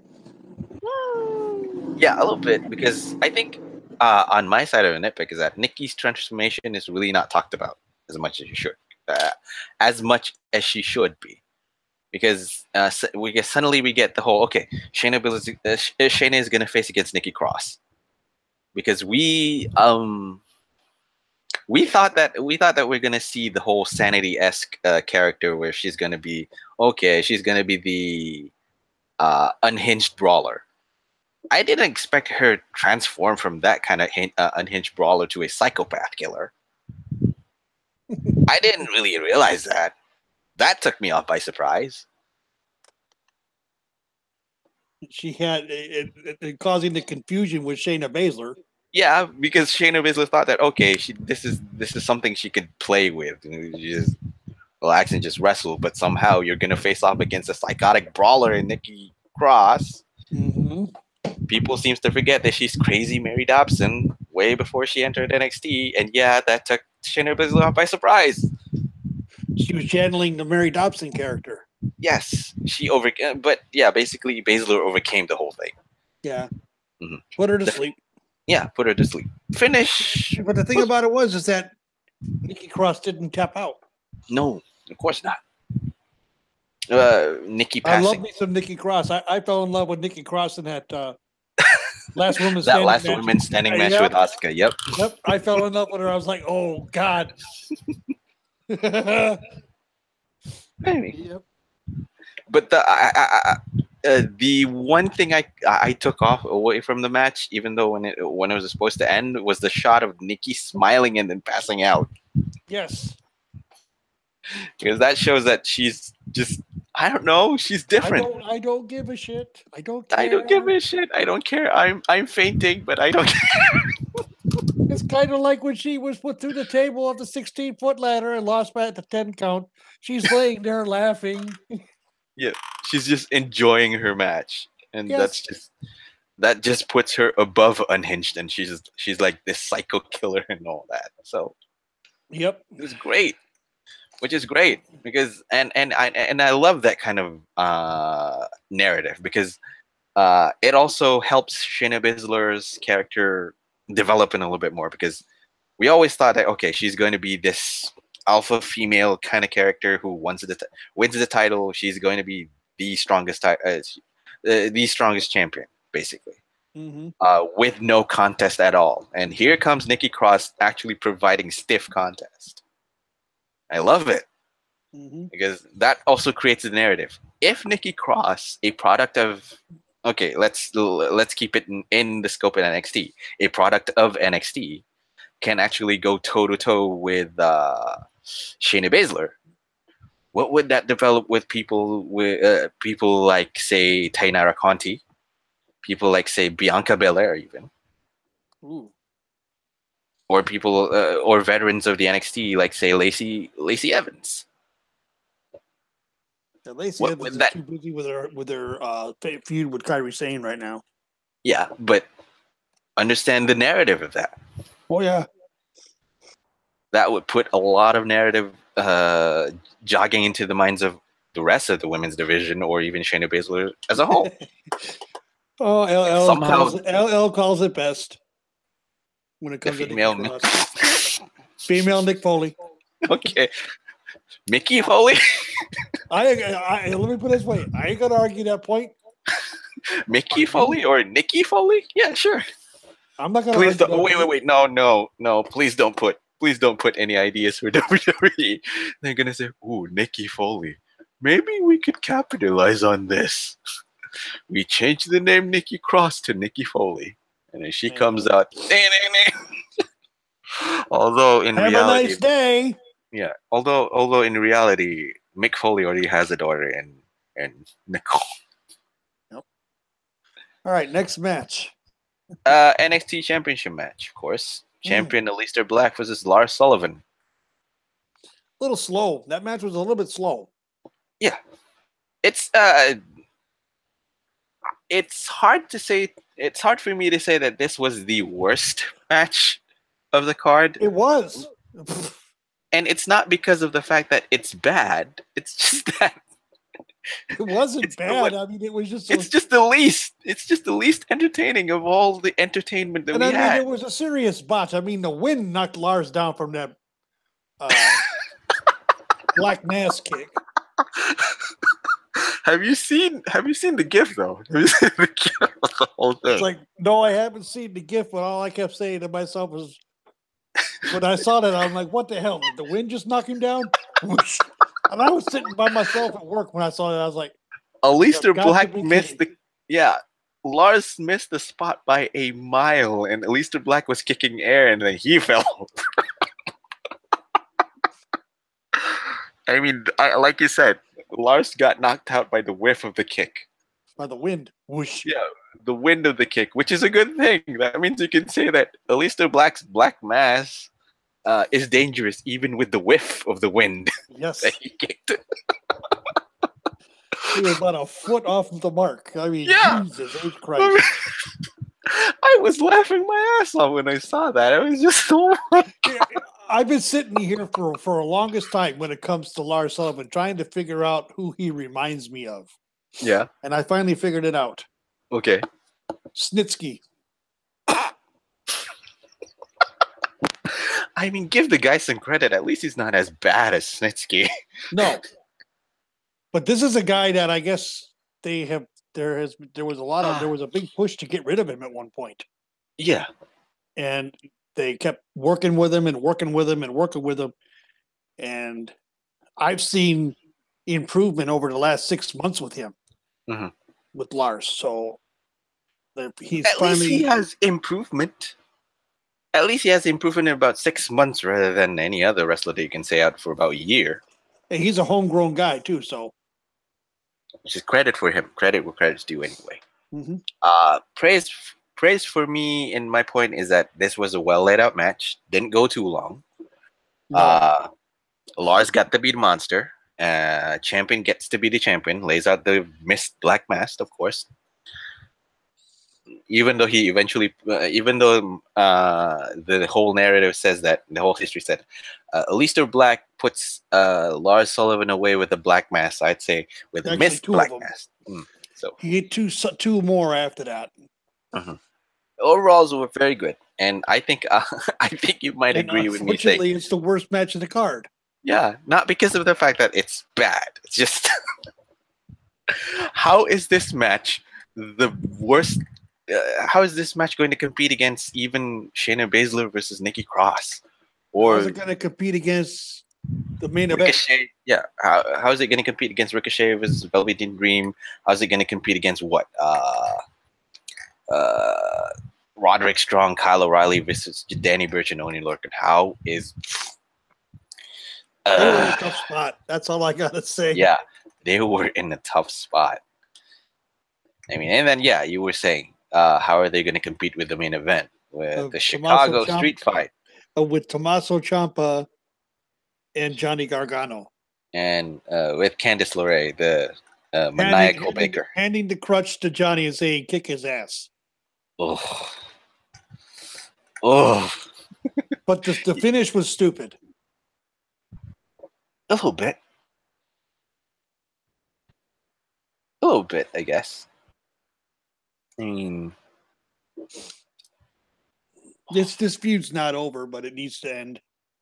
It's slowly beginning to cross the point where it needs to end, I think. Yeah.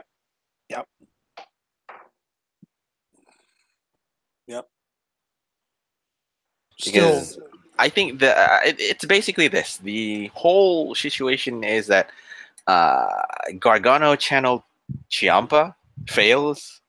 Ciampa wins. Yep. That's it.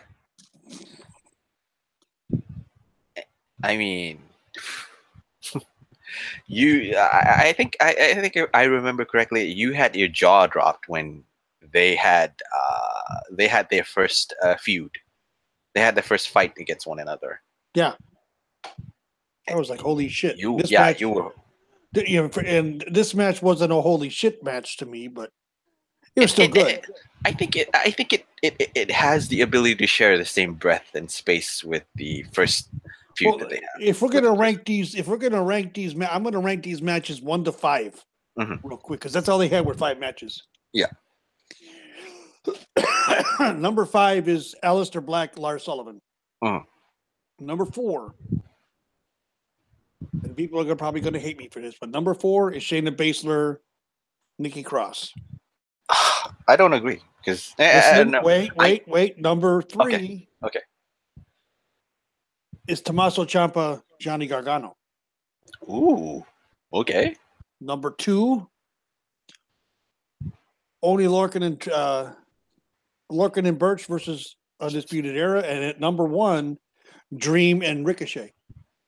Oh, I don't disagree. I don't disagree with that one. I was going to say I don't disagree. I'm not saying I don't agree. I was going to say I don't disagree because it's hard. It's hard. It's hard to put. It's hard to put any of these matches. I think one of them is the easiest. The NXT Champion title match. That was the easiest to put at the bottom rung because that match is going to compete against even the main event title. And Because the main event didn't make number 1. yeah, and the main event didn't make number 1, even with the whole fans emotionally invested. An excellent story being told by Gargano and Ciampa. Uh, I'm sorry, Ricochet and Dream stole the show. yeah, Ciampa stealing the win, and and he still mockingly waved to Gargano. Hi, bye. Yeah. Like I said, Sal is not gonna be happy. Nope. He's still going to. I shall not. I shall not. I shall not call him my brother again. Oh God. I mean,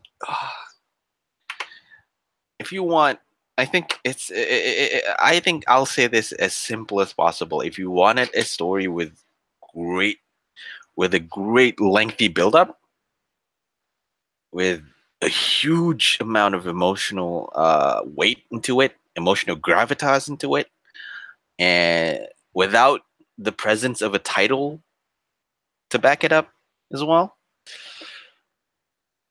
Ciampa versus Gargano feud in NXT is what you're gonna have to watch. This is what you basically this. Yeah. The whole match goes about half an hour for this one, but the difference being is that you're emotionally invested in this one. You're physically invested. Just go watch it. If I had to give a star rating or even a 5-star rating, this flat out gets a 5. Yep. As well as the Velveteen Dream versus Ricochet, that also gets a 5. I gave it 6. If You're gonna cross the Dave Meltzer scale. I say if Meltzer can give Okada Omega's 6 stars plus, I can too. Yeah, so you're gonna give Ricochet Dream Zone. You sure? Yeah. And like you said, Taker, this didn't make your top spot in that 5 list. Yeah. Nope. It didn't. Nope. I mean, again, this, like you said earlier on before we started on the whole looking on this, Takeover has consistently Takeover has consistently put on excellent pay-per-views, except for that one time where they didn't. I think. When was it again? Before the Takeover that was Takeover Brooklyn 3, I think. Or is it Takeover Brooklyn 2? 2, yeah, okay. That one was a little bit that one was okay, I guess. It wasn't great. It wasn't excellent as you would expect it. It was okay. And that was the only one time when a pay-per-view of the main roster of WWE got over. Yeah. Got over the Takeover hump. Usually when they compete against one another, Takeover did it again this weekend. Mm-hmm. But wow, I mean, like I said, you were going to argue how I was ranking the matches until I finished up, and then you're like, Yeah, no, I There is can't. no fault in it. You can't There, argue. You can't I argue the can't. rankings because it was just. If you put me on the spot and try to, if you put me on the spot right now and tell me, okay, rate your matches, I can't. One of them I can though. I can simply put Elisa Black and Lars Sullivan down there on the fifth spot just because Mhm. it's there. The rest of the four, I It's don't know. I can mix and match and switch the places as I see fit, but you know, they just tore it down yeah. every match. You know, it's just like I don't. The thing about it is this, okay? Okay. The thing is this. Mhm. It's not so much the quantity of the matches on the Mhm. card. Mhm. It's the quality of the matches on the card. And True. if WWE would just go back to simple ass booking, Mhm. cut down the quantity of on a pay-per-view, the quantity of matches, and give the fans good quality matches, Mhm. everybody will be happy. We don't need 13, 14, 15 matches on a card. Mhm. I mean, but would you blame WWE's business model for just trying to churn out uh, yearly pay-per-views just to get a tidy sum of profit? No? I say I've been saying this for a long time. They don't need 12 pay-per-views. Mhm. You just so they just need the big four, just that, the big four. They need no more than maybe between 6 to 8. No more. So basically, I think the smartest way is the big four, Yep, that's Royal Rumble, Mania, SummerSlam, Survivor Survivor Series, Series, and add and and add probably and add Money in the Bank because we're going to need that one. yeah, and probably just okay. If Money in the Bank is going to be included, that means either add one more or just add three other more to complete And add the 3 others. yeah, one or three others. Yeah, Eh, eh, Eh, eh, mm, I don't see why not. I don't see why not I don't either. because I think it helps. I think it helps them better and it helps their wrestlers as well. Gives them more time to how to say. It gives their wrestlers more time to allot themselves to build a match Mm-hmm. and build a feud for that matter too because well but in between those main events you have time to build your uh, feuds properly. You have time to build your storylines proper. You have Yeah, time to let it cook. You have time to let it. You have time to pour some salt and pepper onto it perfectly, or just perfectly season it, let it simmer. mhm, Mm-hmm. let it cook Yep, to perfection, whatnot. exactly. So, just wow. It's not the quantitative, it's the qualitative. Mhm. I mean, okay, but again, if you want to compare Money in the Bank and Takeover last week, it was well. No Takeover is comparison. gonna no comparison. Takeover wins Mhm. by a country mile. I think that would be that would be the best. That would be the best That's effort why of I'm begging and pleading. That's why I'm praying for NXT to come here. hopefully you would. I think NXT They've been house as close as shows. Des Moines. Ooh, okay, not That's close to 100. Dubuque. That's 3 hours away. Ah, okay, not close to Dubuque. Okay, Nope. at least you got. At least you have the chance to. Speaking of WWE here in Dubuque, Hmm. I found out some information yesterday. Okay. Nakamura not here. Oh no, for the house show Nakamura, in yeah, for the house show in Dubuque. that's seven on the seven on the 16th, the day before Oh, Money in the Bank. Nakamura not here. Asuka not here. Those were two that were uh, supposed to be here. they screwed you. They screwed the folks there over. Yeah, Oh you know, shit. $225 ringside seats that day, Hmm. and he didn't have Nakamura or Asuka, and both were advertised. Miz How wasn't there. how are they getting away with doing a no-show on people they're advertised? That's what I wanted to ask Card for. subject to change. Ah, okay. So that's their loophole away from it. Cards are subject to change. Mm-hmm. This is the reason why you don't really need to have a lot more pay-per-views. Just give them house shows.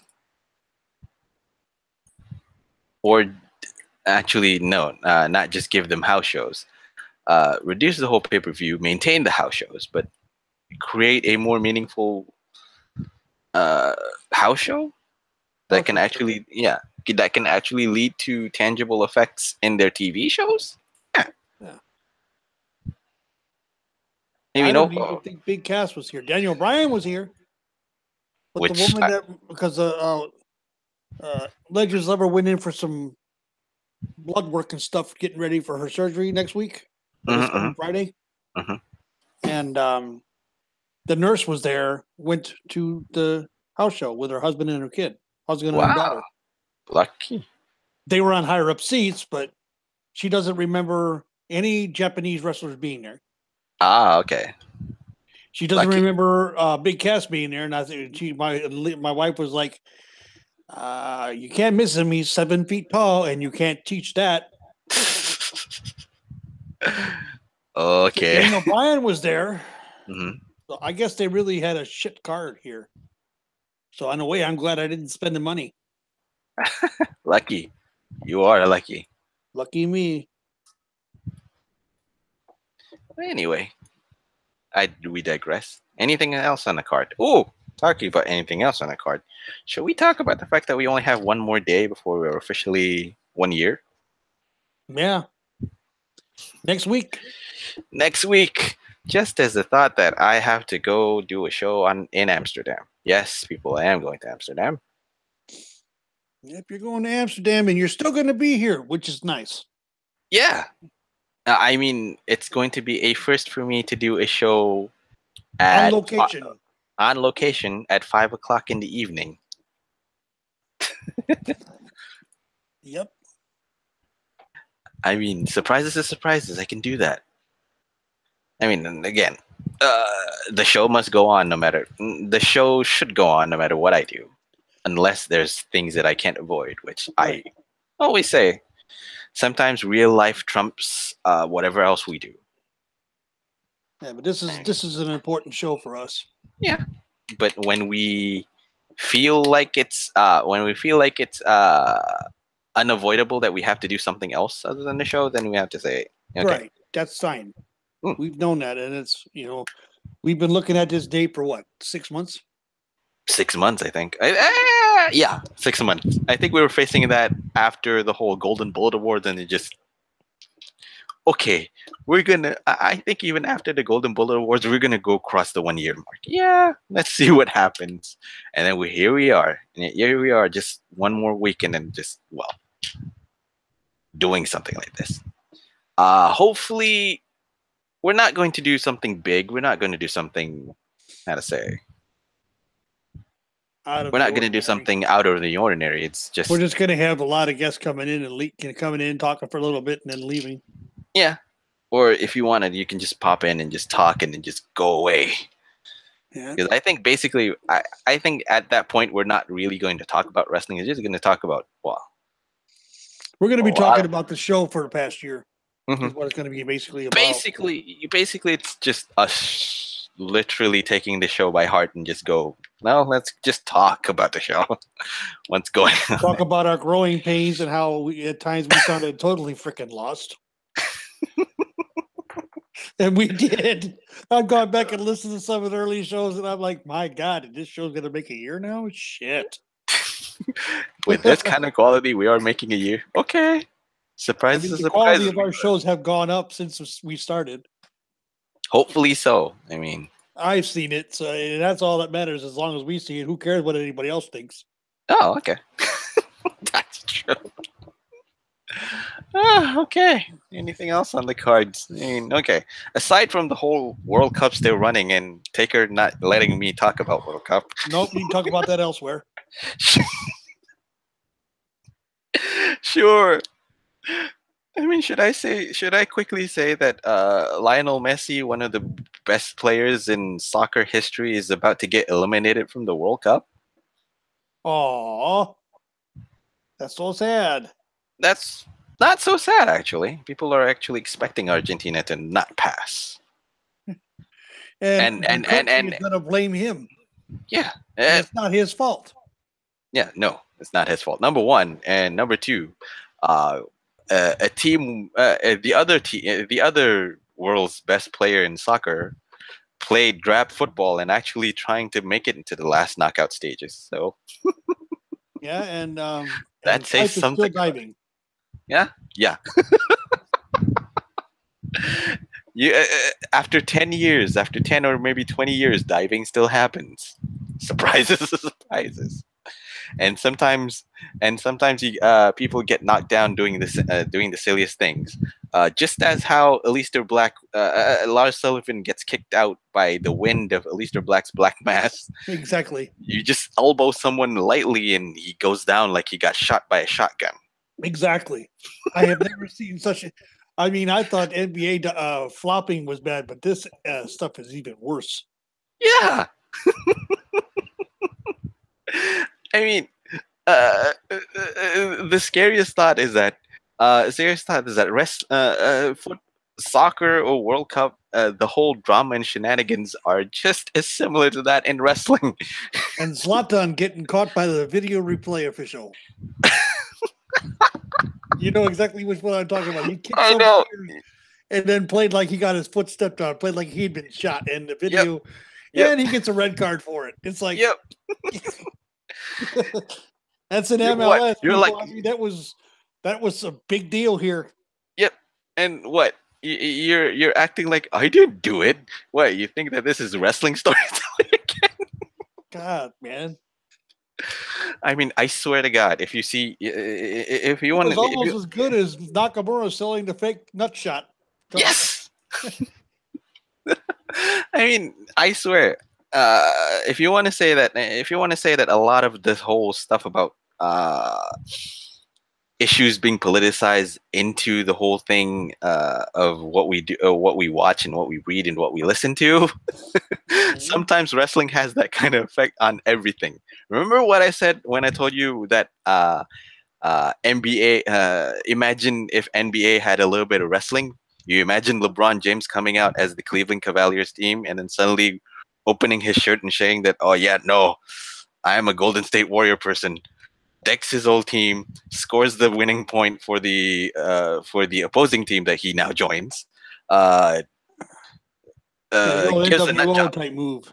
Yeah, an NWO type move. Gives a nut shot to his coach, his former coach now of the Cleveland Cavaliers, or Cavaliers, but that's Cavaliers. That's beside the point. Cavaliers, and comes out wearing a boa and bandana and his and sunglasses.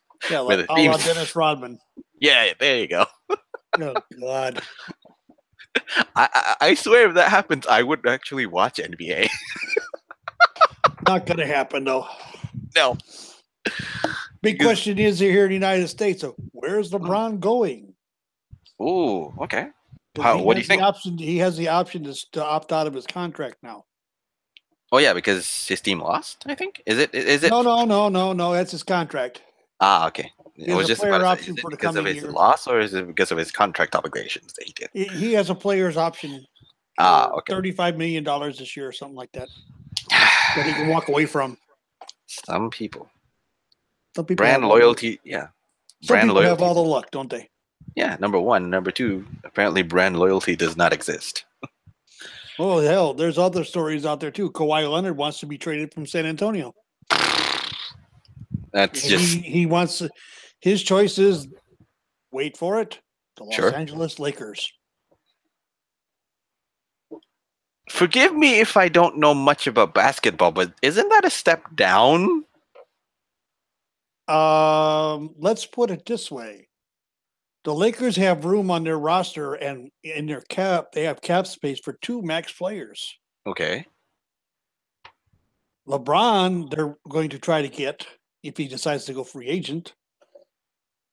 For the Lakers, of course, yeah. Yeah.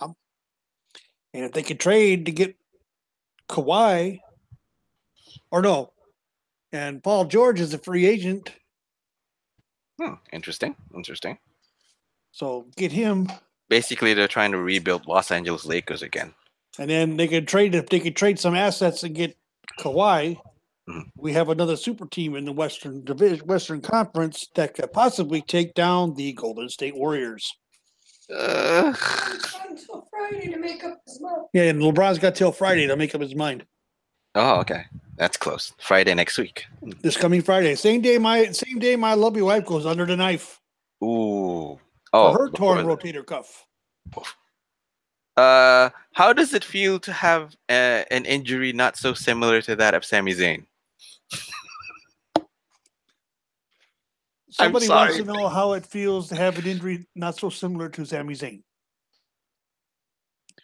I know she was in severe pain yesterday because she had to have a chest x-ray and they made her lift that right arm over her head. Oh. I'm having problems with my left. And she started to have issues with her left one because naturally the body compensates. Yeah, the body compensates. One side or the other. And somehow that affects. So I should know this because I had injury to my right knee, surgery, and my left knee's not right. Okay. Now because of it. I think I'm pretty lucky not to have gone under the knife or for any kind of operation. Yet. For anything that's fractured or broken. Yeah, she was also working with a torn rotator cuff for 3 months. 3-4 months. So she understands. Okay. Well, again, wish you. Yeah, I wish you good luck. I wish LL good luck for her operation. Hopefully, all goes well, and hopefully you come out safer. Yeah, hopefully you come out better after the operation than it should be. So, thumbs up for that. Yep. What else is on our plate? Nothing much. Do you want to talk a little 205 Live? Did you see it this week? Because I didn't. I didn't either. I was busy. Yeah, I was really busy this week. Not just because of work, just because of me preparing for the eventual flight. Because I'm leaving a week's worth of work. On my desk, and usually I'd be I'm going to go off with a clear mind and just go, okay, I'm going to enjoy my vacation. But the lingering fact that at the back of my mind, there's going to be a week's worth of work that is going to be waiting for me on my desk. And I will come back to the desk and see that work pile up and say, oh boy. You'll get through it. Yep. I have faith in you because you are one of the bosses. So therefore you can delegate some of it out. Some of it. Not all of it. I said about half of it. I hope I can delegate everything. It's just that if I delegate all of it, where's my work? Basically my work is delegating people to do my work. So, you do this, you do this, you do this, you do this. I have nothing. Yay! Now I can go power nap. Boy, you come here. Me got some paperwork for you to do, not wonton soup. Oh shoot. This is gonna be a recurring running gag for us. We got one. Boy, come here. We got good wonton soup for you. Yep. But Sensei, we don't have any. But Sensei, we don't have any more wonton soup. Wonton soup no more famous in Japan. You need ramen soup. Why you eat spare rib? You big. You eat vegetable. At least it's better than Eddie Murphy's Trio. You eat broccoli. At least it's better than Eddie Murphy's Trio. Strong like warrior. Yep. At least that's comparatively worse, but not as bad anyway. Anyway, with that, I think we can wrap it up for this I week. think so. I think we can too. Yeah. You want to go ahead and do the plugs, my friend? Plugs. Where are my plugs? Where are my? Oh, I'm not going to say a word. I could say something, but I'm not. No, please don't. I could go there, but I'm not. It sounds wrong on so many levels when you're gonna put it out there that way. Yahoo. Yeah. I'm just saying. It's not that kind of show, guys. It's not that kind of show. I bit the comment off. It's no longer that kind of show. Back then, it was that kind of show. Back then, it was kind of sort of that kind of show. Nowadays, it's not that kind of show. Nope. Unless people are coming in and just going, okay, we have to do it. Yep. Anyhow, any plugs? Okay, first off, unaffiliated podcasts that have nothing to do with Cage Side Seat and everything to do with Los Ingobernables, the podcast, or some of it has everything to do with Los Ingobernables, the podcast. We got Two Guys, One Sport with Crazy Chris Kogan and George Sabes. We have Fizzy's Wacky World of Wrestling with William Fitzpatrick. We have Match Fixing with Don Saguzmano on Cedar Bridge Media. We got Wednesday Night Shooting with Tanya Rogers and Andrew M. Swift. We have Ringside Geeks and For the Love of Wrestling with Miss Monroe, boyfriend, and a couple of her friends. Their friends, actually. And Miss Monroe and crew. Mm-hmm. Ruthless Aggression Podcast with Metal Matt. We got Connoisseurs of Wrestling with TakersMinion, Biff Kensington III, and Legends Lover. And we also have... yes, on this week's show, if you've noticed in the nightly all week, we've been counting down the top 10 families in wrestling. Mm-hmm. This Sunday night, we're doing the top 3, but unfortunately, Biff Kensington is a bit under the weather, and... Should you actually say why he's no, I'm exactly not saying why he's he's under the weather. He's just under the weather. Okay. And we do have a replacement hopefully scheduled. You confirmed? You confirmed that you have it? I could have a confirmed replacement in George Curtin Jerker Sabes. Awesome. Another one of those old school purists with a lot of history and knowledge about it. Yep. If you want to compare this to a wrestling commentary booth, George and Taker are those color commentator guys who know what they're talking about. I'm just the play-by-play who's just, okay, this is what happened. That's it. Mm-hmm. Anyway, then we have something to wrestle with Conrad Thompson and Bruce Richard, and What Happened When with Conrad Thompson and Tony Schiavone. You can catch these two shows on MLW Radio, or if you want to catch both Conrad and Bruce on WWE Network, you have Something Else to Wrestle featuring these two as well. Mm-hmm. They're in the on-demand section. Yeah. And those are the unaffiliated podcasts. Of course, we have to plug in the Cage Side Seat Simulator podcast with Better Boys Club with Brent Brookhouse and Ethan Page, Not Your Demographic with Stunning Stella and Enigma Erin, Keeping Up with the Kayfabe, Mark Riley, Jody May Esquire, and Jack King. And finally, Bros Before Elbows, Anthony, Farron, and Tommy. So this has been episode 49 of Shootin' Da Breeze. Apologies if it sounds a little bit slow and a little bit laid back, because we are actually having a little bit of a laid back moment. Yes, Just as the I truck have to apologize started. for the motorcycle noise. Oh, that's a motorcycle. I thought it was a truck. Just as the truck drove by. Nope, that was motorcycle. Anyhow, where can they find you, Taker? You can find me as always here on Shootin' Da Breeze every Saturday morning at 11 p.m. Eastern, 10 Central. Next week, however, is the big 1-year anniversary show where we're going to have numerous guests coming in. You can actually come in as well if you're listening and you've never actually been here as a guest or been here as a regular chat visitor, of course.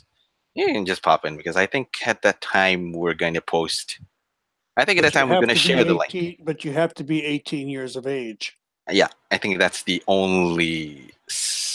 I think that's the only regulation that we have. Just be 18, be of age, and you can just be here. So yeah, because that's just about it. And then, like I said, this Sunday night on Connoisseurs of Wrestling, you'll catch me there at 9 p.m. Eastern, 8 Central Time. And like I said, I've got a replacement for Handy. Biff Kensington the third. The third. But you can also find me on Twitter Mhm. at Takers_Minion or Minion. Let me get that straight. Yeah. Spit it out. The English. I think at this point you need to warm up for it.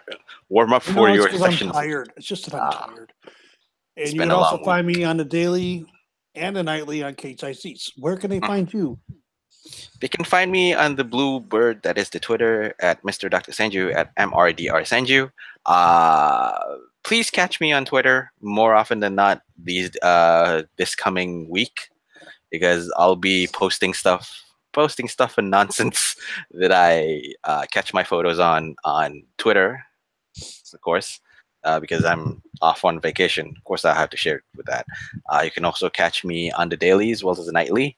I'll make a concerted effort to make my final week before I fly Mm-hmm. an appearance.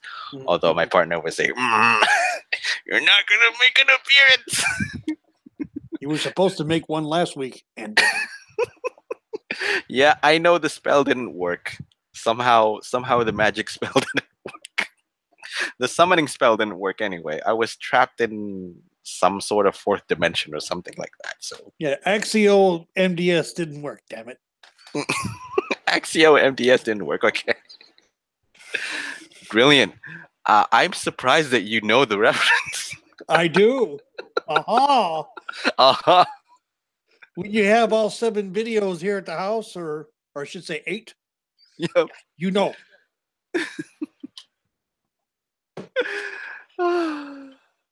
Anyway. I know. Again, this has been episode 49. One more night. Yeah, we have one more night before we turn 50. We turn the whole 1 year anniversary thing. Yeah. I mean, again, we're not gonna do something big or something grand. It's just us sitting back. You want to drop by and just talk? We can just talk. That's it. Anyway, for TakersMinion, Mr. Dr. Senju, don't forget to smile. Be nice to one another. I'll see you next week. Where hopefully I'm in Amsterdam. Episode 49 is done and over. See you guys next week at our 1 year anniversary. Bye for now. Boy, I need 1 more year.